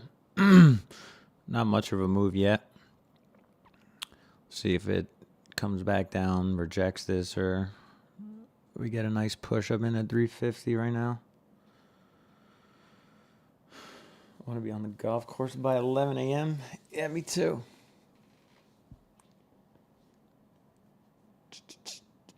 Not today, though. It's like 100 fucking degrees here. Too hot.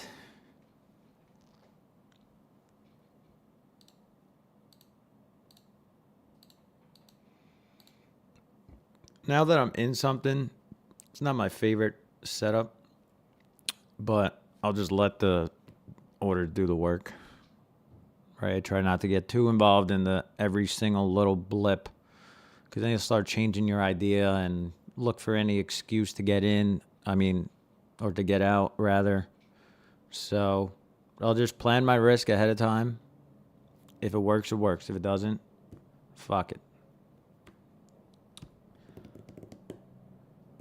But yeah, you just got to know your risk and follow your system. Follow your model. And sometimes you get lucky. Maybe Trump tweets something and the market just instantly hits your take profit. Or maybe you'll get fucked sometimes. It's just part of the game.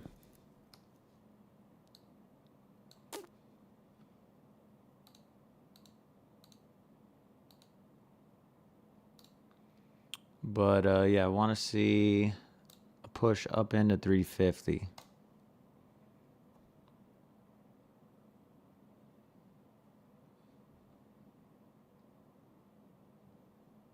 This isn't really the most ideal pullback. Like, there's a little baby pullback here. Typically, I like a bigger push and then a decent little rotation lower, and that's where I get in.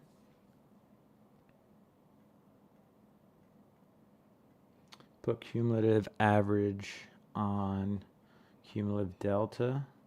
Nice. Yeah, I just used the standard cumulative delta on Ninja, and I put it on like a 1500 volume.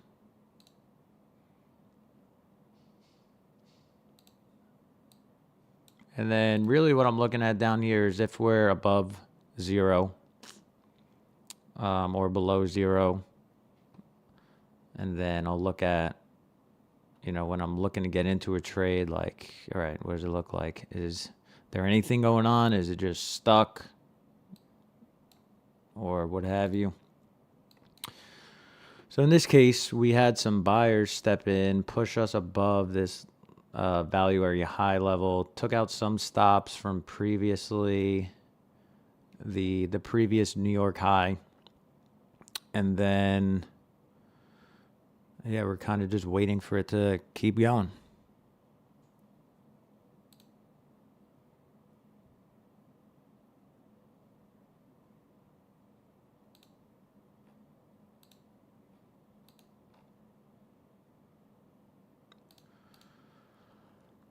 Oh, mamma mia.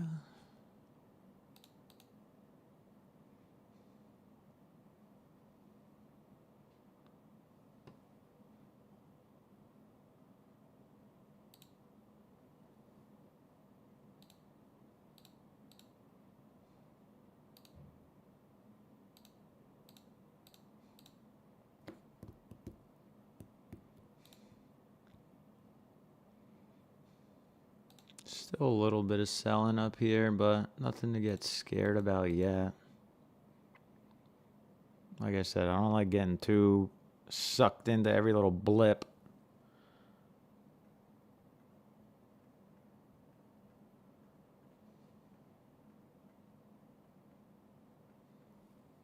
Yeah, I'm just like anticipating the break above value area high. That's what I did. Because we also had some stops back here, so it was more of like a scout play. But yeah, I wanted to see it pop into like 350. It is like a baby pullback now, so this is probably a little bit better of an entry if you waited, a couple more minutes. But yeah, I anticipated it to break out. and run some of these stops. Yeah, that's why I longed value area high. Just going with the Momo, going with the momentum. What up, amigos? The Charles? What up, Charles?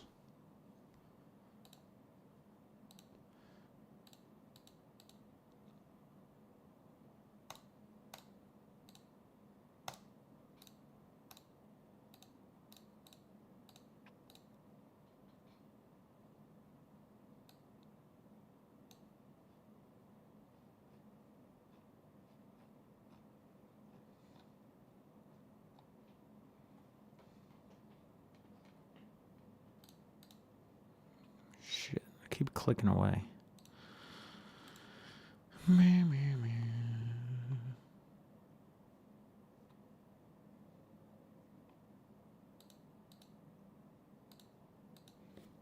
But yeah, we'll see if this one ends up working or not. Just gonna sit here and wait.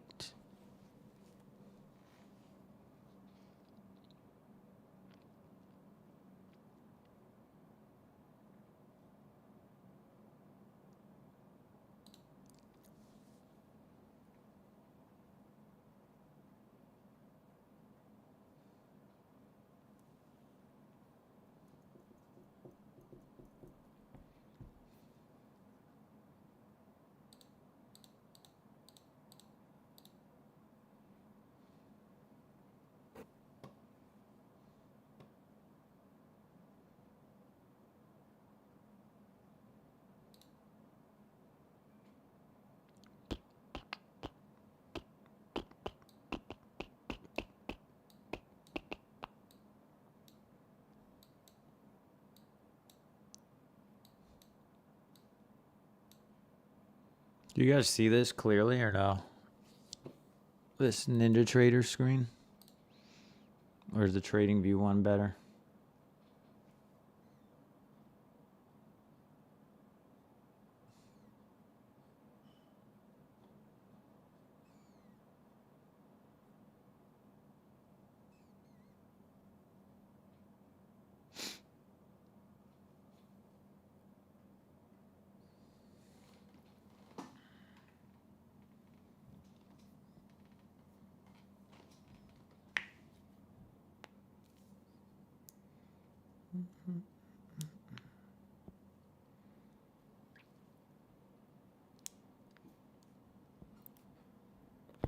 Whoa.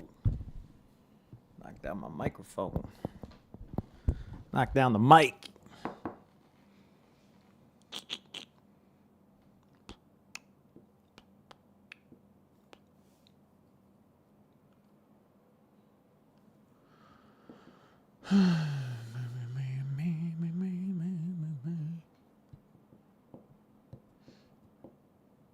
Getting a little bit of a bid coming back in.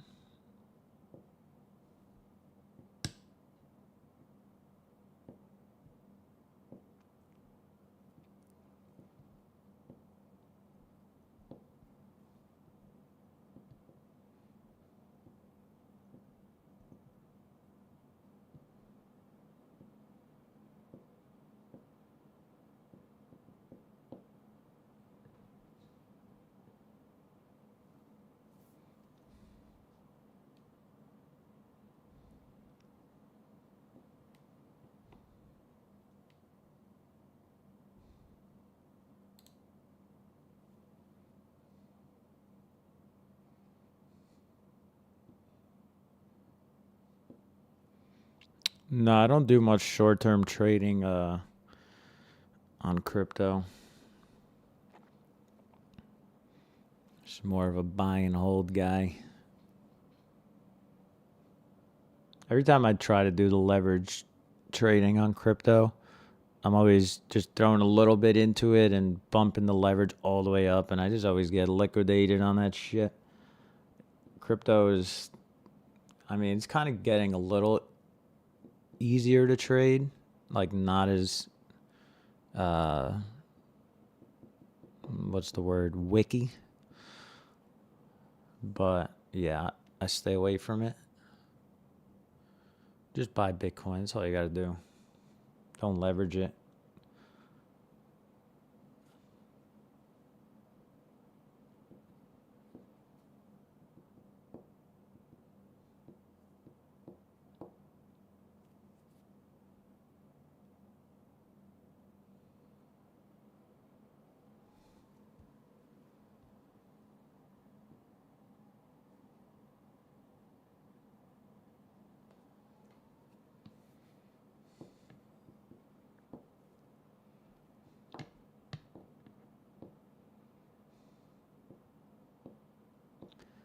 This could take a minute.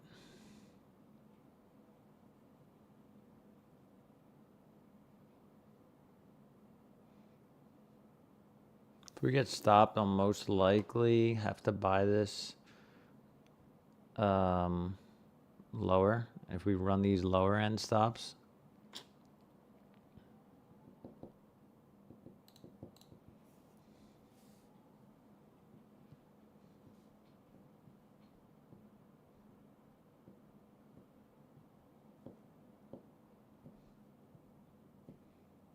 Right now, just chopping around our entry, or my entry.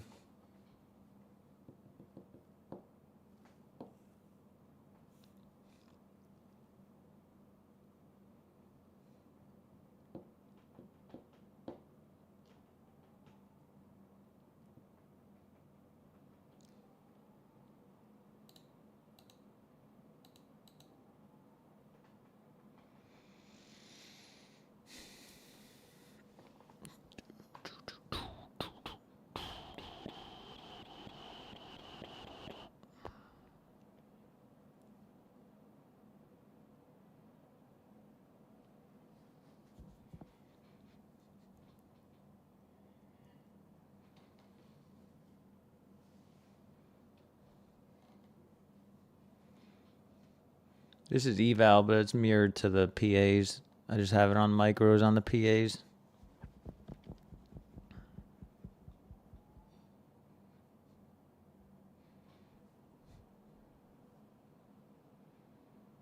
On my PAs, until I get to 10K profit on there, I'm going to use 5 micros.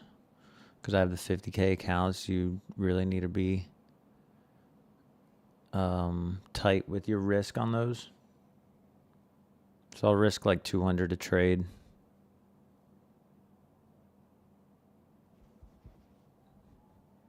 You could do more, you could do less. It's all up to your risk appetite.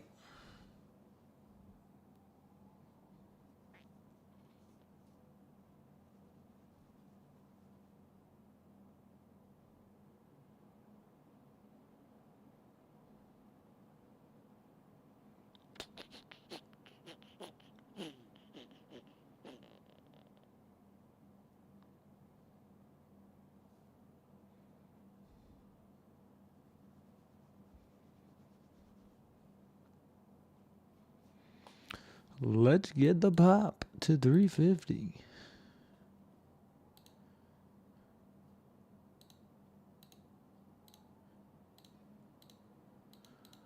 Or the stop. Nope. A little selling. Look at that. Big seller came in there at the top. Now let's see if we flush. That'll be the better trade anyway. But if we get a flush into like 260, 240, that zone would be a better idea. Or we got to wait for this thing to pop above 230 again. Would you recommend Apex over Top Step? Yeah. There's more leverage with Apex, so you could use way more leverage, way more accounts, which ultimately equals way more money.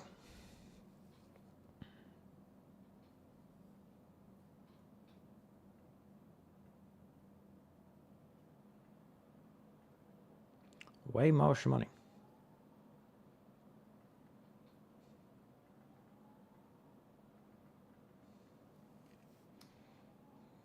Oh, look at that. Bastards.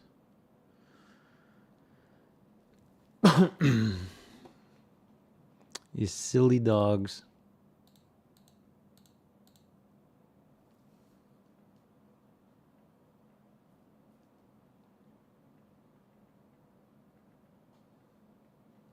Powell, when the time is right, expect rate cuts to continue. Dick. So now it should pop through the 350s now.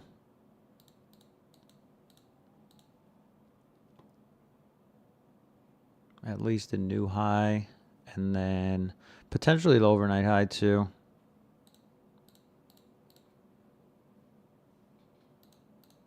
Me personally, I think this goes up into like 400s, somewhere in that area.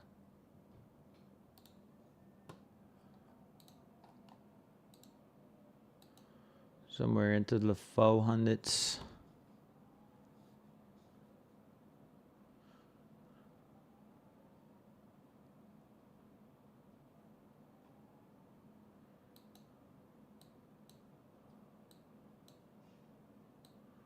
Told you I didn't like those anticipation trades.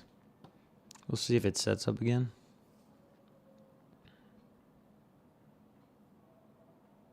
Been eval banned on Apex? Oh, damn. That stinks. That's a stinker.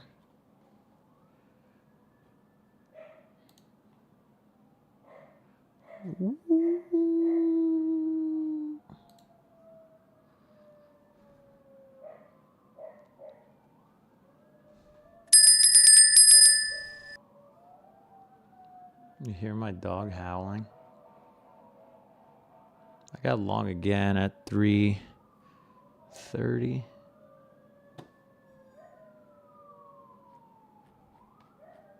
3:35. Bad fill, but I want to get this popped to 380.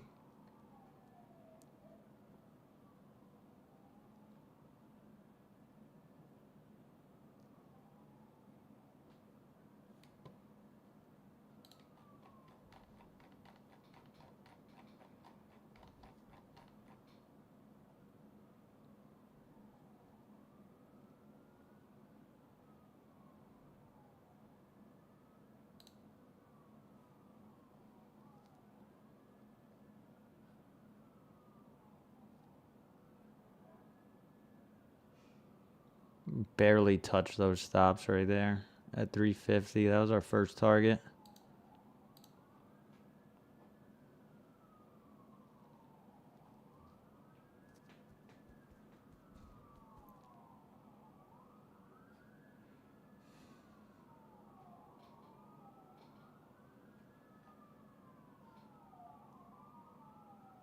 Now that the speed picked up, though, you want to see it blow through 350, and then we should get a pop into the 380s pretty fast.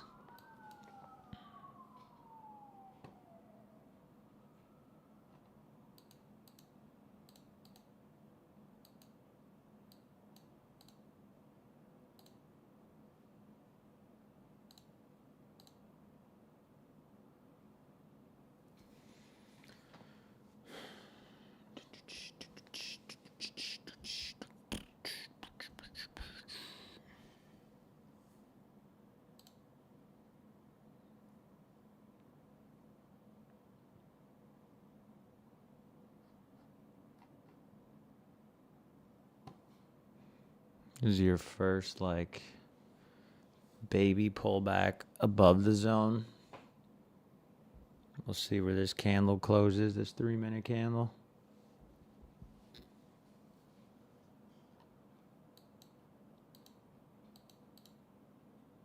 Let me find a good example of what I'm trying to say. For like good pullback buys.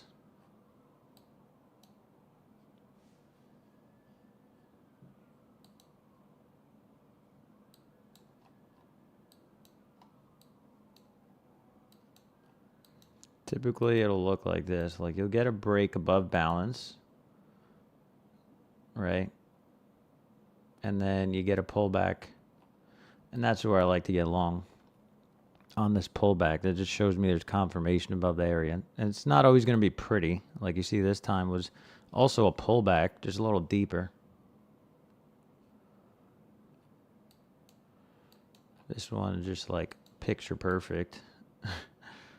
When it comes into the top of this zone, our VWAP, and then keeps bouncing. Those are my trades. And you'll usually get at least 40, 50 points out of them.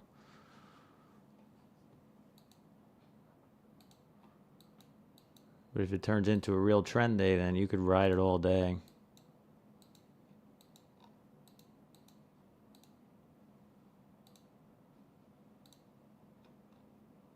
Market's still pretty choppy. Want to see 350 and then 380 get taken out. 380 is overnight high.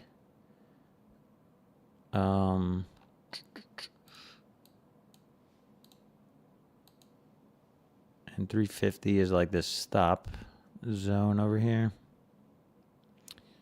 352 to be exact.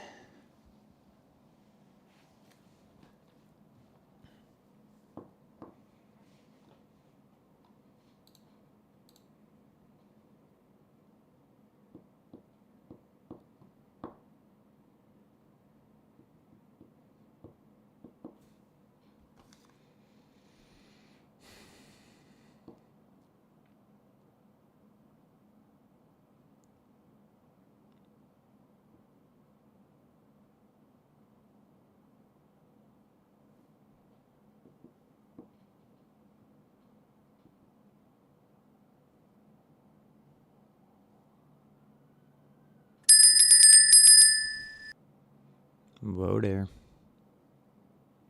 And there's the stops.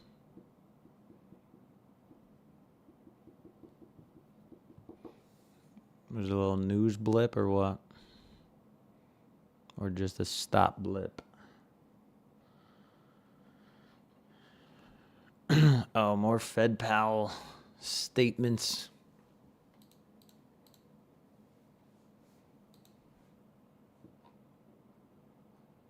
So we got the first target, 350. Now we just need to wait for 380 and hopefully not get wicked out by this news.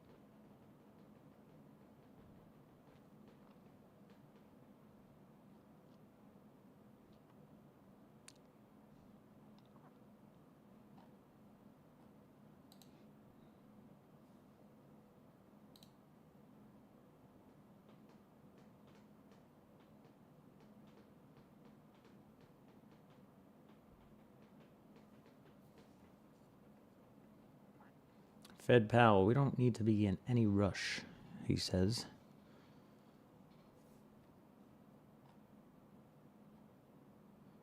Guy's testifying. He loves it.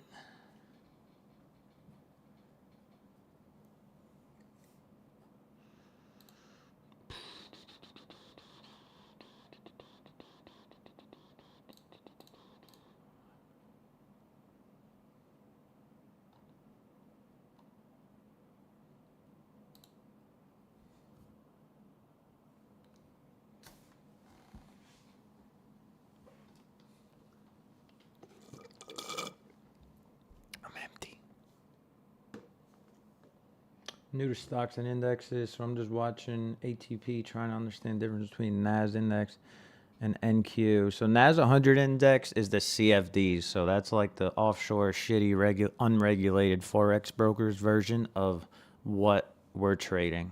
So if you're trying to get into trading, I suggest using a prop firm and trading the futures. The CFDs, there's different prices everywhere. So it's very inaccurate. In the futures market, everybody's trading the same price. Like if you go on CFDs, it might be saying Nasdaq's at like 22,400 or 22,500. I have no idea. Every unregulated broker that trades NAS 100 is, you know, they all got different prices. They're all unregulated Forex brokers. You want to be trading something that's fair and everybody's trading the same thing, like the futures. The futures is the real version of NAS 100.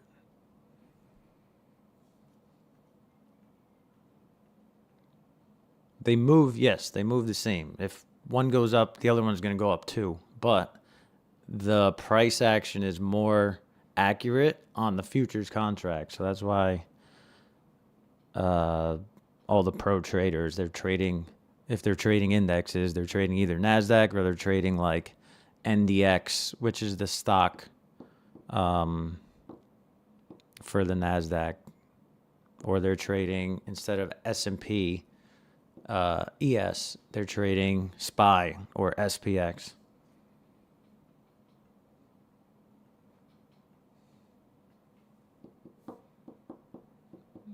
Yeah, you don't want to be trading those CFDs because you just get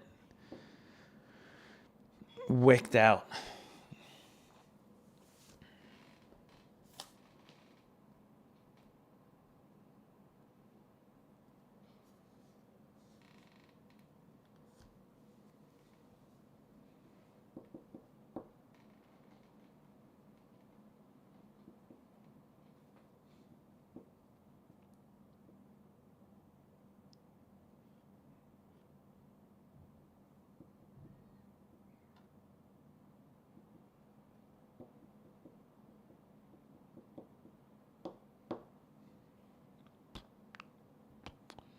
So the re-entry was a little better. Want this thing to pop into a new high and then go up to overnight high. And then let loose, keep running.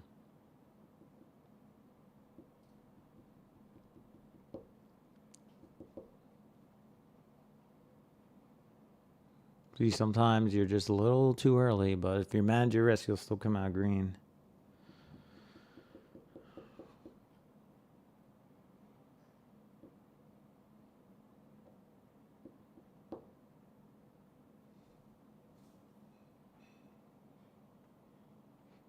No matter what Cap says, great profile pic.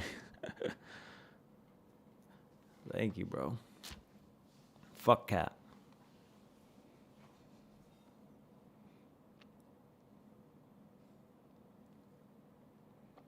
Come on, SPY. Give me 605. Where's SPY? So I could also add like a SPY. And then I could put it in a section. Call it stock indexes. And then we'll add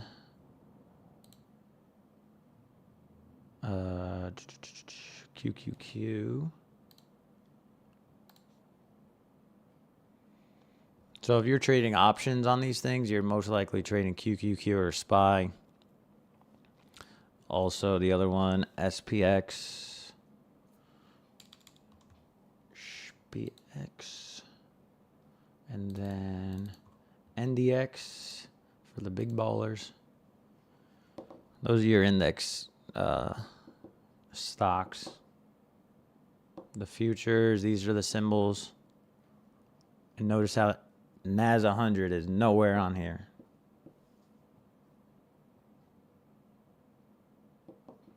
Because nobody trades that bullshit.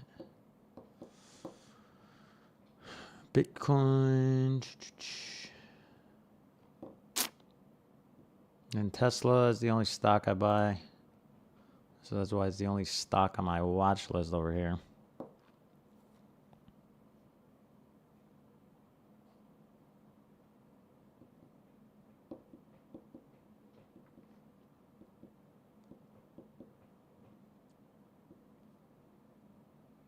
$385. We just need to push it into 385 and then we're chilling.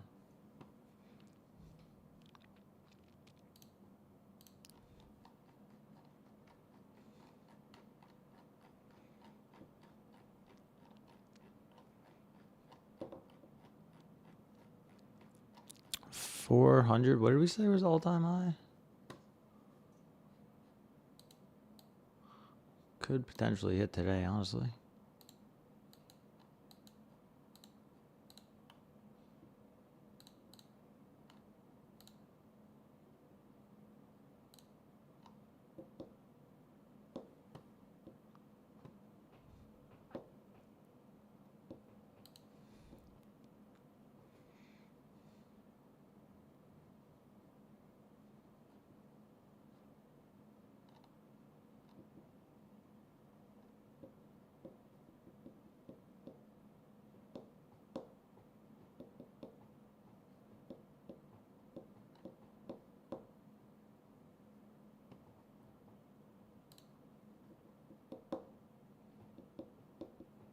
Wow, it is so hot. I don't even have the AC on. In buys, yeah. Long 335.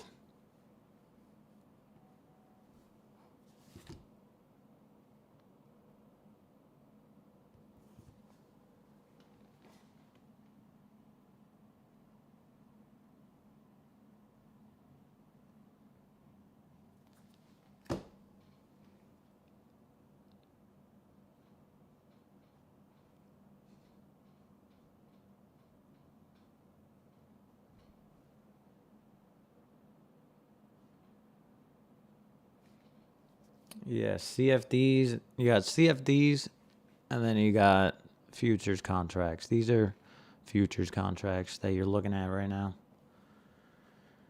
How are the bots doing? They're good. They're up like 30% this year, while the S&P is up about 3% or something like that. So, yeah, I'd say they're doing pretty good.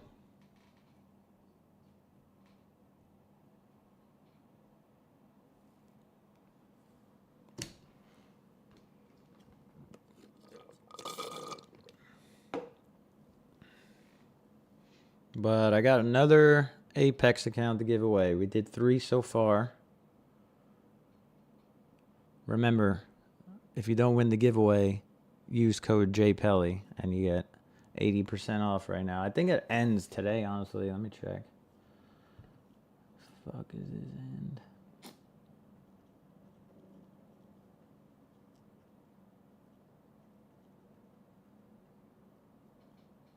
Yeah. Later today.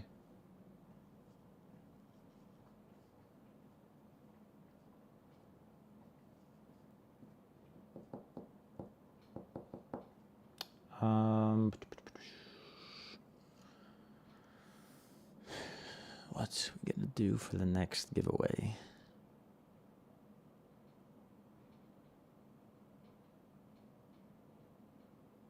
Can you use them with Apex? No, you can't use the bots with Apex. You need real cash account on TradeStation.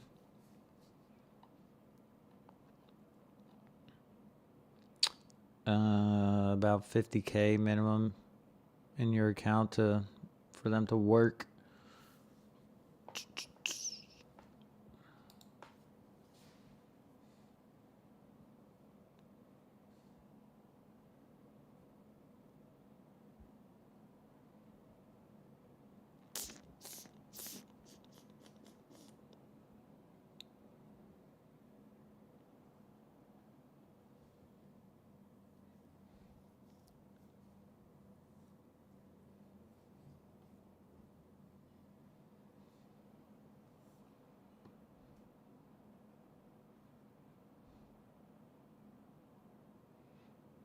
$335 is where I got it, like on this first little baby pop through the highs, then pull back. I want to see this thing continue.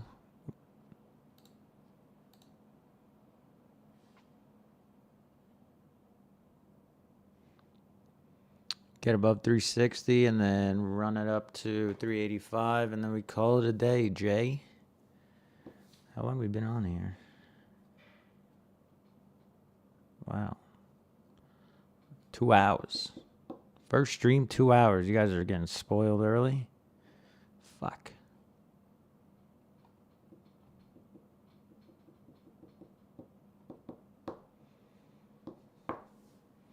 2 hours. Waited 2 hours for this move.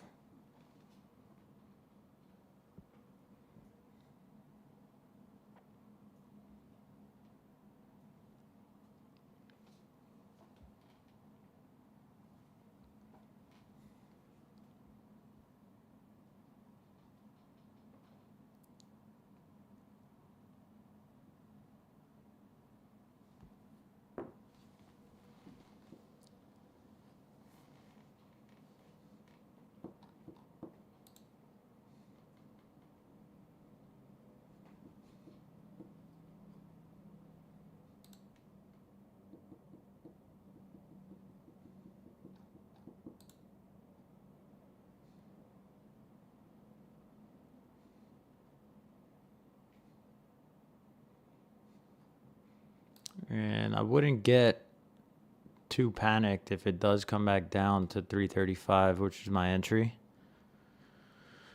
Kind of take these stops out now and then run, but I'd prefer it to just fly from here, obviously. But just things to be prepared for, to not get you shaken out of your position before the move happens. 2 hours, but felt like 15 minutes. That's good. We're having fun. That's what that means. All right, now we're pressing back into the highs. Pressing back, pressing back. Should get a pop over now. Come up to like 367. Start the whole sideways process again, and then we get our rip into 384.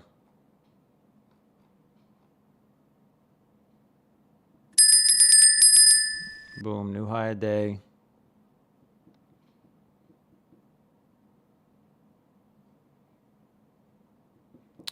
New high a day, keep it pushing. How you doing?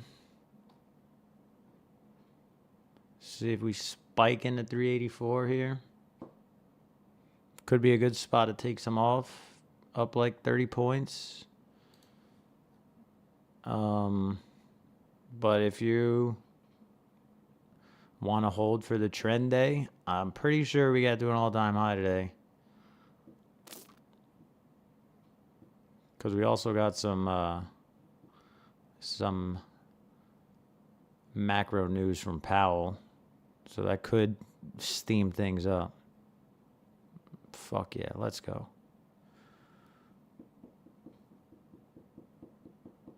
Attaboy.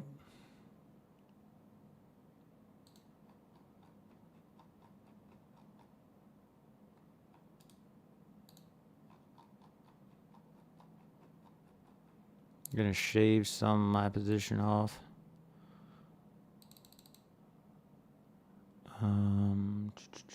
Give it a second. I want to see this pop into overnight high.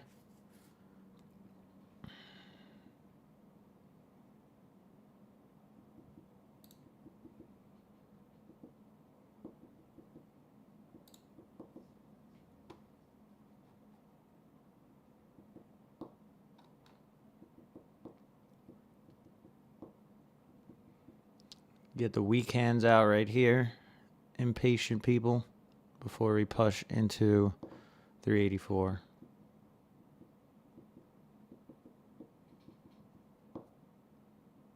And beyond.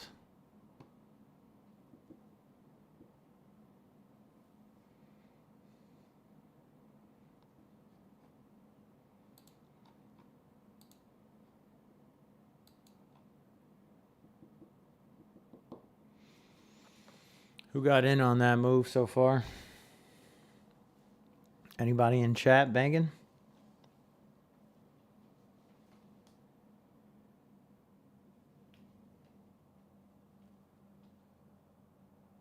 All out 370 from 315. Nice. 315, you got in earlier than I did. Good shit. Katie.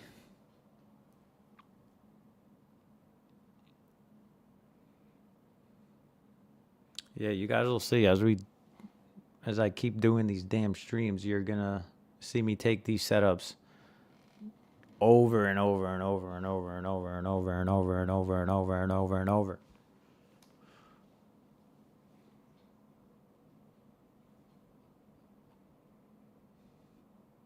Now let's ride to the overnight high. Let it go. Still got no voice. Was in Atlantic City this weekend. You know how that goes. Got in at 335. Nice. Same entry. Yeah, 30 points, depending on how many contracts. If you're going for the compound, it's a good amount. You're getting $2 a point on the micros, $20 a point on the regular size. So depending on how many contracts, you could really run it up and compound just 20, 30 point moves.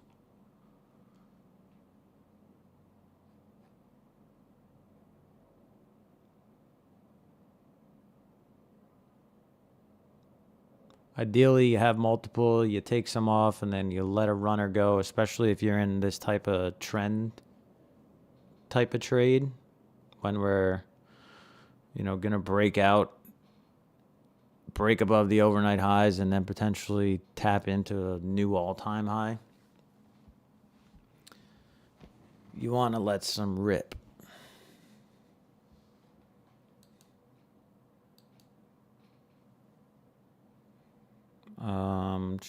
What else?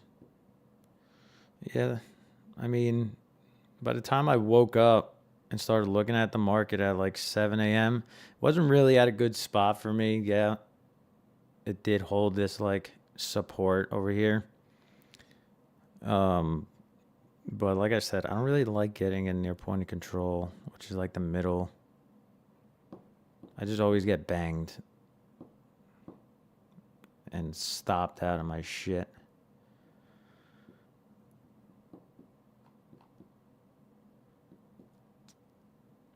Oh, I never did the giveaway. Sorry, I was monitoring this shit. But we should get 380. Who knows if we get up to all-time highs. After I get into trade, I'd let the market decide what it gives me. I'm up from 605.20 on SPY. Nice, you got like 50-cent move on that. People are like, oh, 50 cents, that's nothing. Well, if you got some options, then you could be up a lot of money. Especially you got the 0 days. Market's up 1%. You'd be up 100% on your contracts.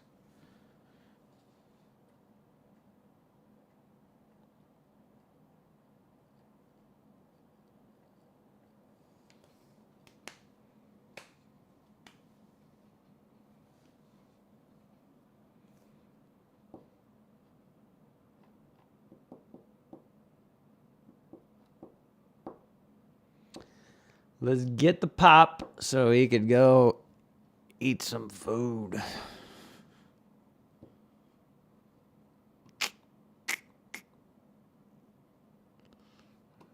Tree 70.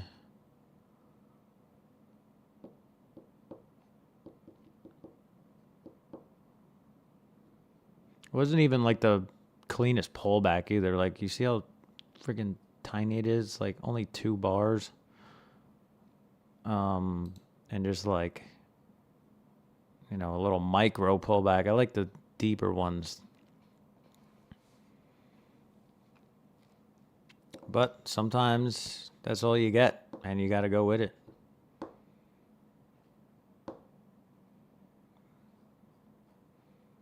Just means the market is extra bullish.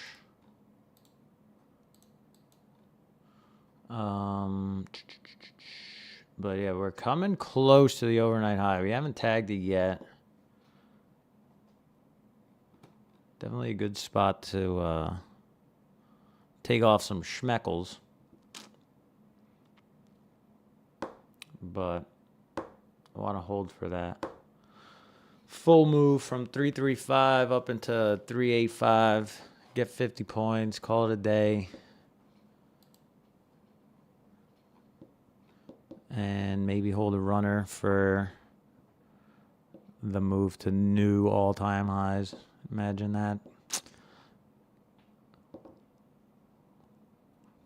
People were shorting everything, thinking we were going to war. The war lasted 12 days. Market hits an all-time high. I could just see the headlines already.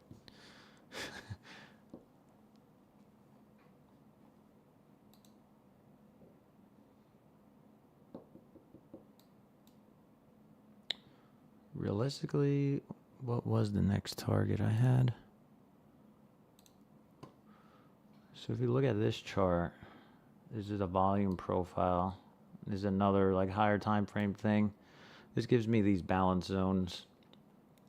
So basically what we're tapping into is a previous area from back in February. And that's at like 404, the lower end. So 404 could be a good target here. And then if we break above 404, this thing's going to go up to 22,600s. 22,600s would, oh no, 22,669 would be the next target if we break above 22,400.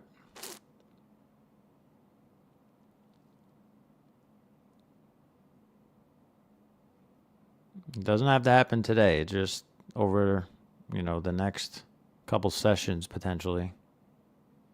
Get up into that area.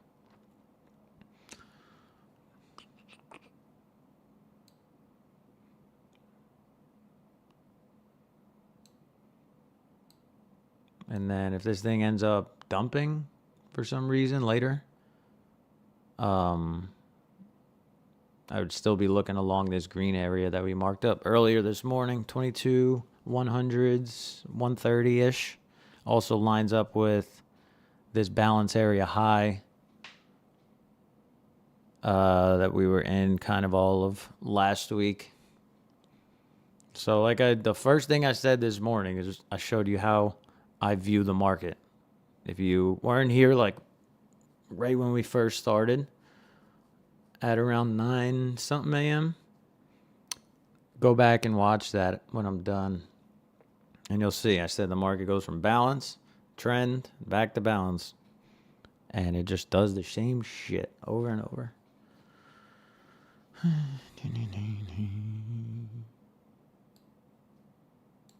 And now we're above a previous balance zone. Obviously, today we're trending higher. Where's going to be my target? Well, you guessed it, an old balance zone. And that's from back in February was the last time the market was up into these areas. So yeah, those are my targets for today. 406, potentially 22,600 by the end of the week. Oh, this contract, the high is at 22,714. A little further away than the all-time high than I thought. Maybe not today, but potentially this week. We are starting to get a little bit extended as far as the weekly VWAP.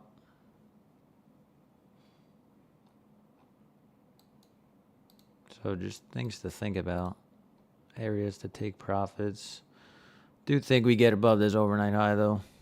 So I'm still in most of my position. Had 5 contracts, I'm down to 3.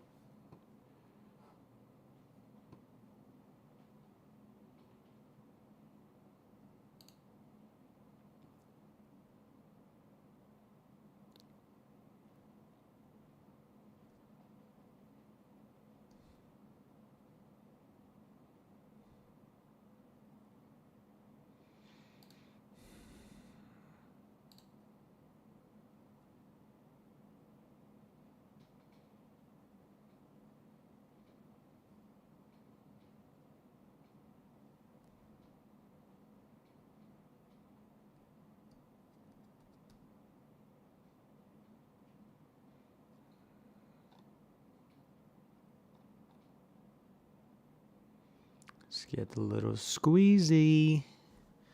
Come on. Give me the pop into 380.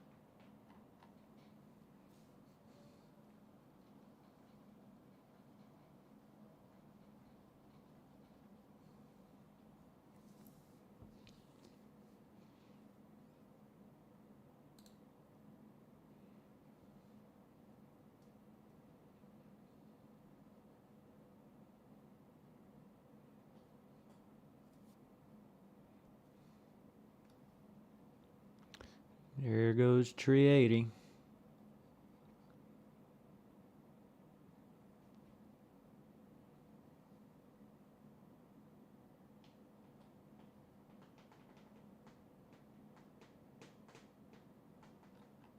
Bang. Let me get a bang in the chat. Bang.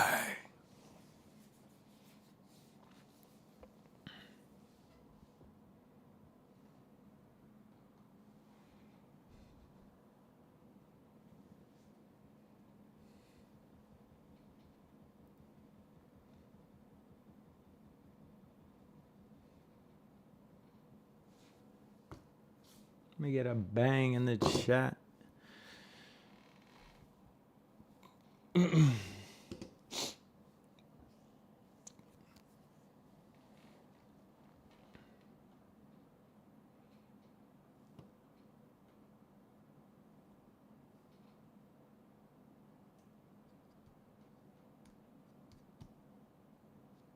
Any second now.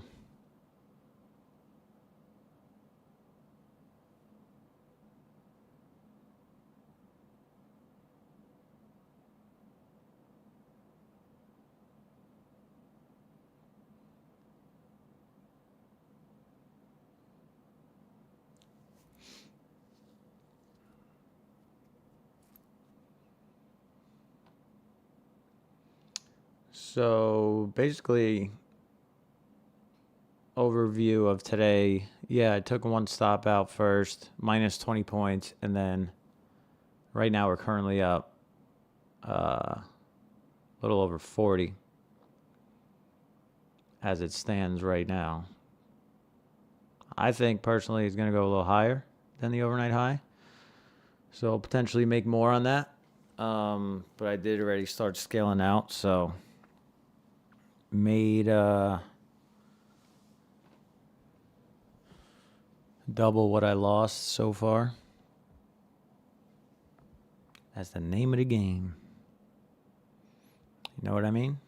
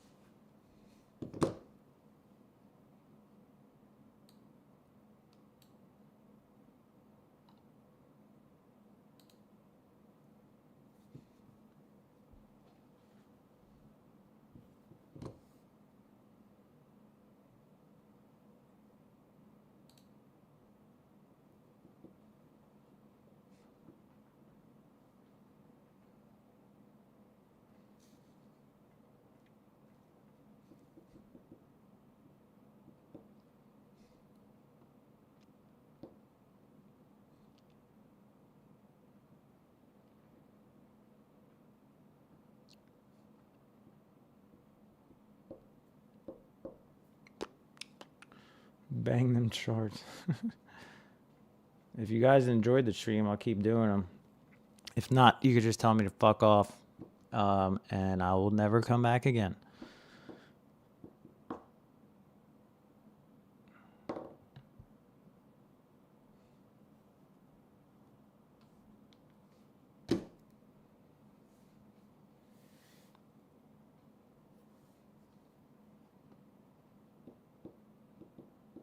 Little selling coming in at the overnight high.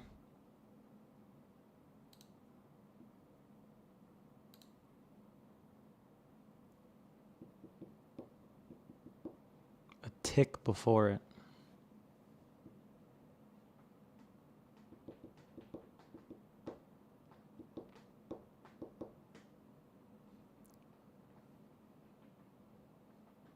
W stream, I love to hear it. Appreciate that very, very much. Oh yeah, keep them coming. Let's go.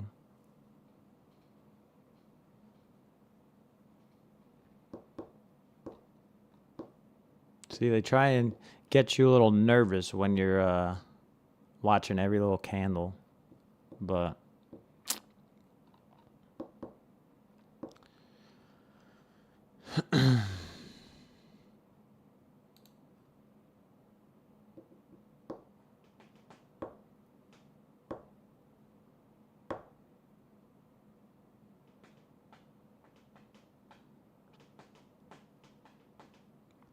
but you know that shit's gonna blast off. And it's only 12 a.m. We're already pushing highs. I mean, 12 a.m. Almost 12 p.m. Already pushing highs. What I said before could turn out to be true. We just trend all day and you hold this shit until 4 p.m. If you're like that. Me personally, I always close out early. And just lock in the compound to get those payouts. But hey, if you want to watch it all day, go for it. Or you just set your take profits and stops and come back at 4 p.m. see what happened. You don't technically have to watch it the whole time. But when you're doing like trade copier stuff, like I have multiple Apex accounts, you know, you got to be watching it because sometimes the fucking copiers mess up.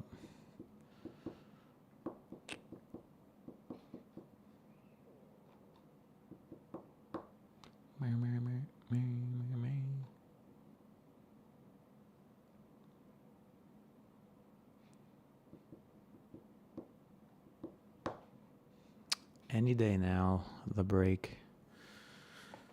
Let's see what else we got.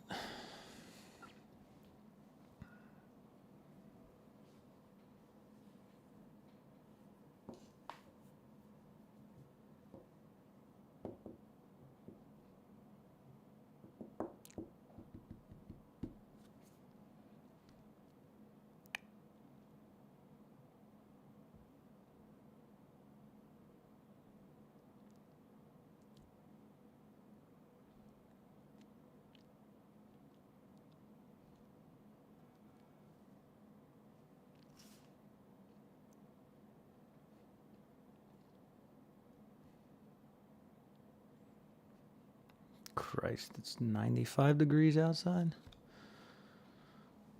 Good thing we're inside trading. Fuck that. But, all right, I'll give out 2 more Apex accounts, and I'll hop out of here. Because it's been 2 hours already. Been 2 hours, and we got about freaking 50 points from our entry.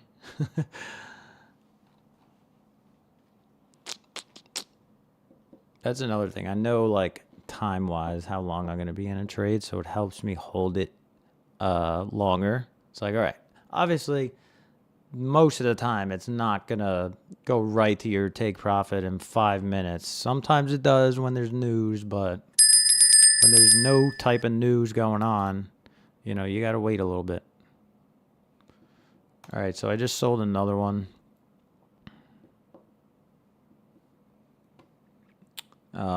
We broke the overnight high. Didn't really get a push. Didn't really get the yeet kind of move that we want. But when that happens, it should, you know, pop a little more into like 480s. Today was just volatile as hell. I don't think it was too crazy.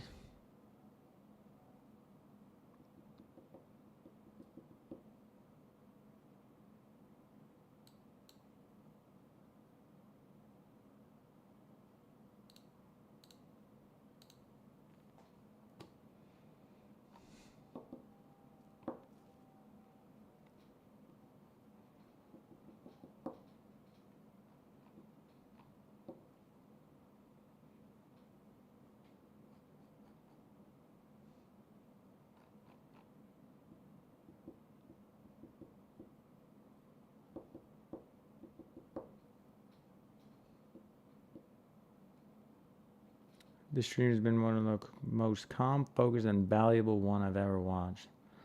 Damn. Appreciate that.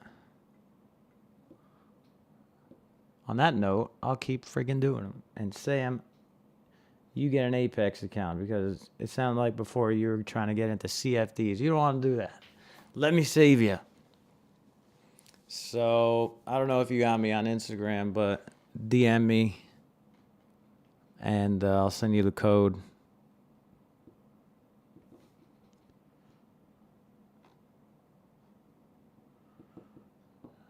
Yeah, this should pop up a little more.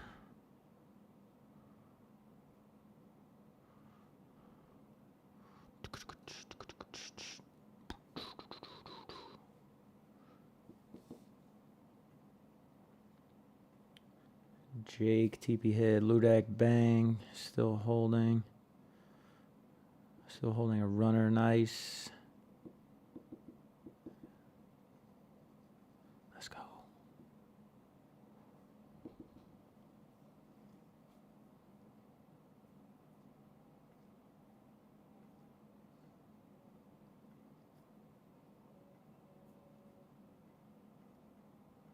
A day in the life vlog. I feel like those are boring, but hey. What I think is more valuable is posting like shit that I was going over the stream. Maybe I'll just post those free videos on my YouTube channel. Show you how I've grown these Apex accounts about $30,000 in 12 days without risking a lot at all. Like a lot of other people I see out there, they're using way too many contracts and blowing through PAs. I don't like blowing through PAs. I like blowing through evaluations because they're cheap. But once you get onto the PAs, that's the real money, and that's where the payouts come. So you want to make sure you're risking the right amount on those. And for me, it's been working, risking like 200 a trade. And yeah, going for like 40, 50 points like we just did. So anything above 2 to 1, you're chilling.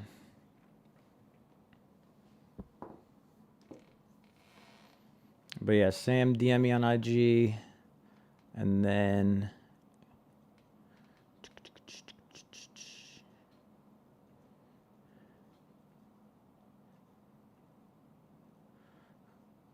Lena, if you want an account, DM me on IG. And for everybody else, I'll give away 5 more tomorrow. But solid, profitable day. Took a couple hours, but flew by pretty fucking quick, to be honest. 3 hours now. Sheesh. 3 hours a game. And profits.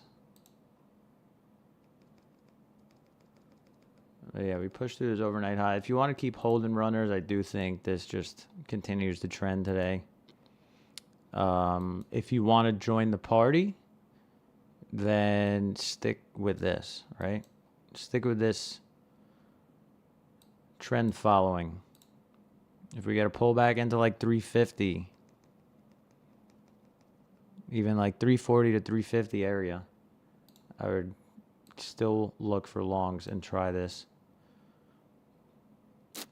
for a move up into the 400s at least. Like, I think it goes higher than that, but those are valid targets for this thing to go today. We're just now breaking the overnight high. If it stays above it, follow it. I wouldn't try to short this thing.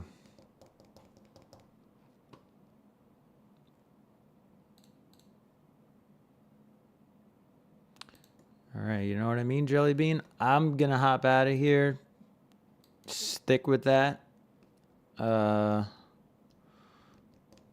Only way I would avoid getting long again is if we start coming down, you know, into this value area again, like under 335. If it comes back under our initial entry, or our re-entry, I should say, then I would be more cautious about getting long until we take out these stops down here, 263, because those never got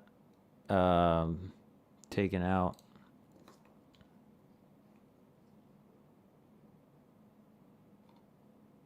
And we're already into our target. Like 385 from 335 is a good fucking move. Good move. All right. I'll see you guys. Thanks for hopping on the stream. Peace. I got to figure out how to exit this.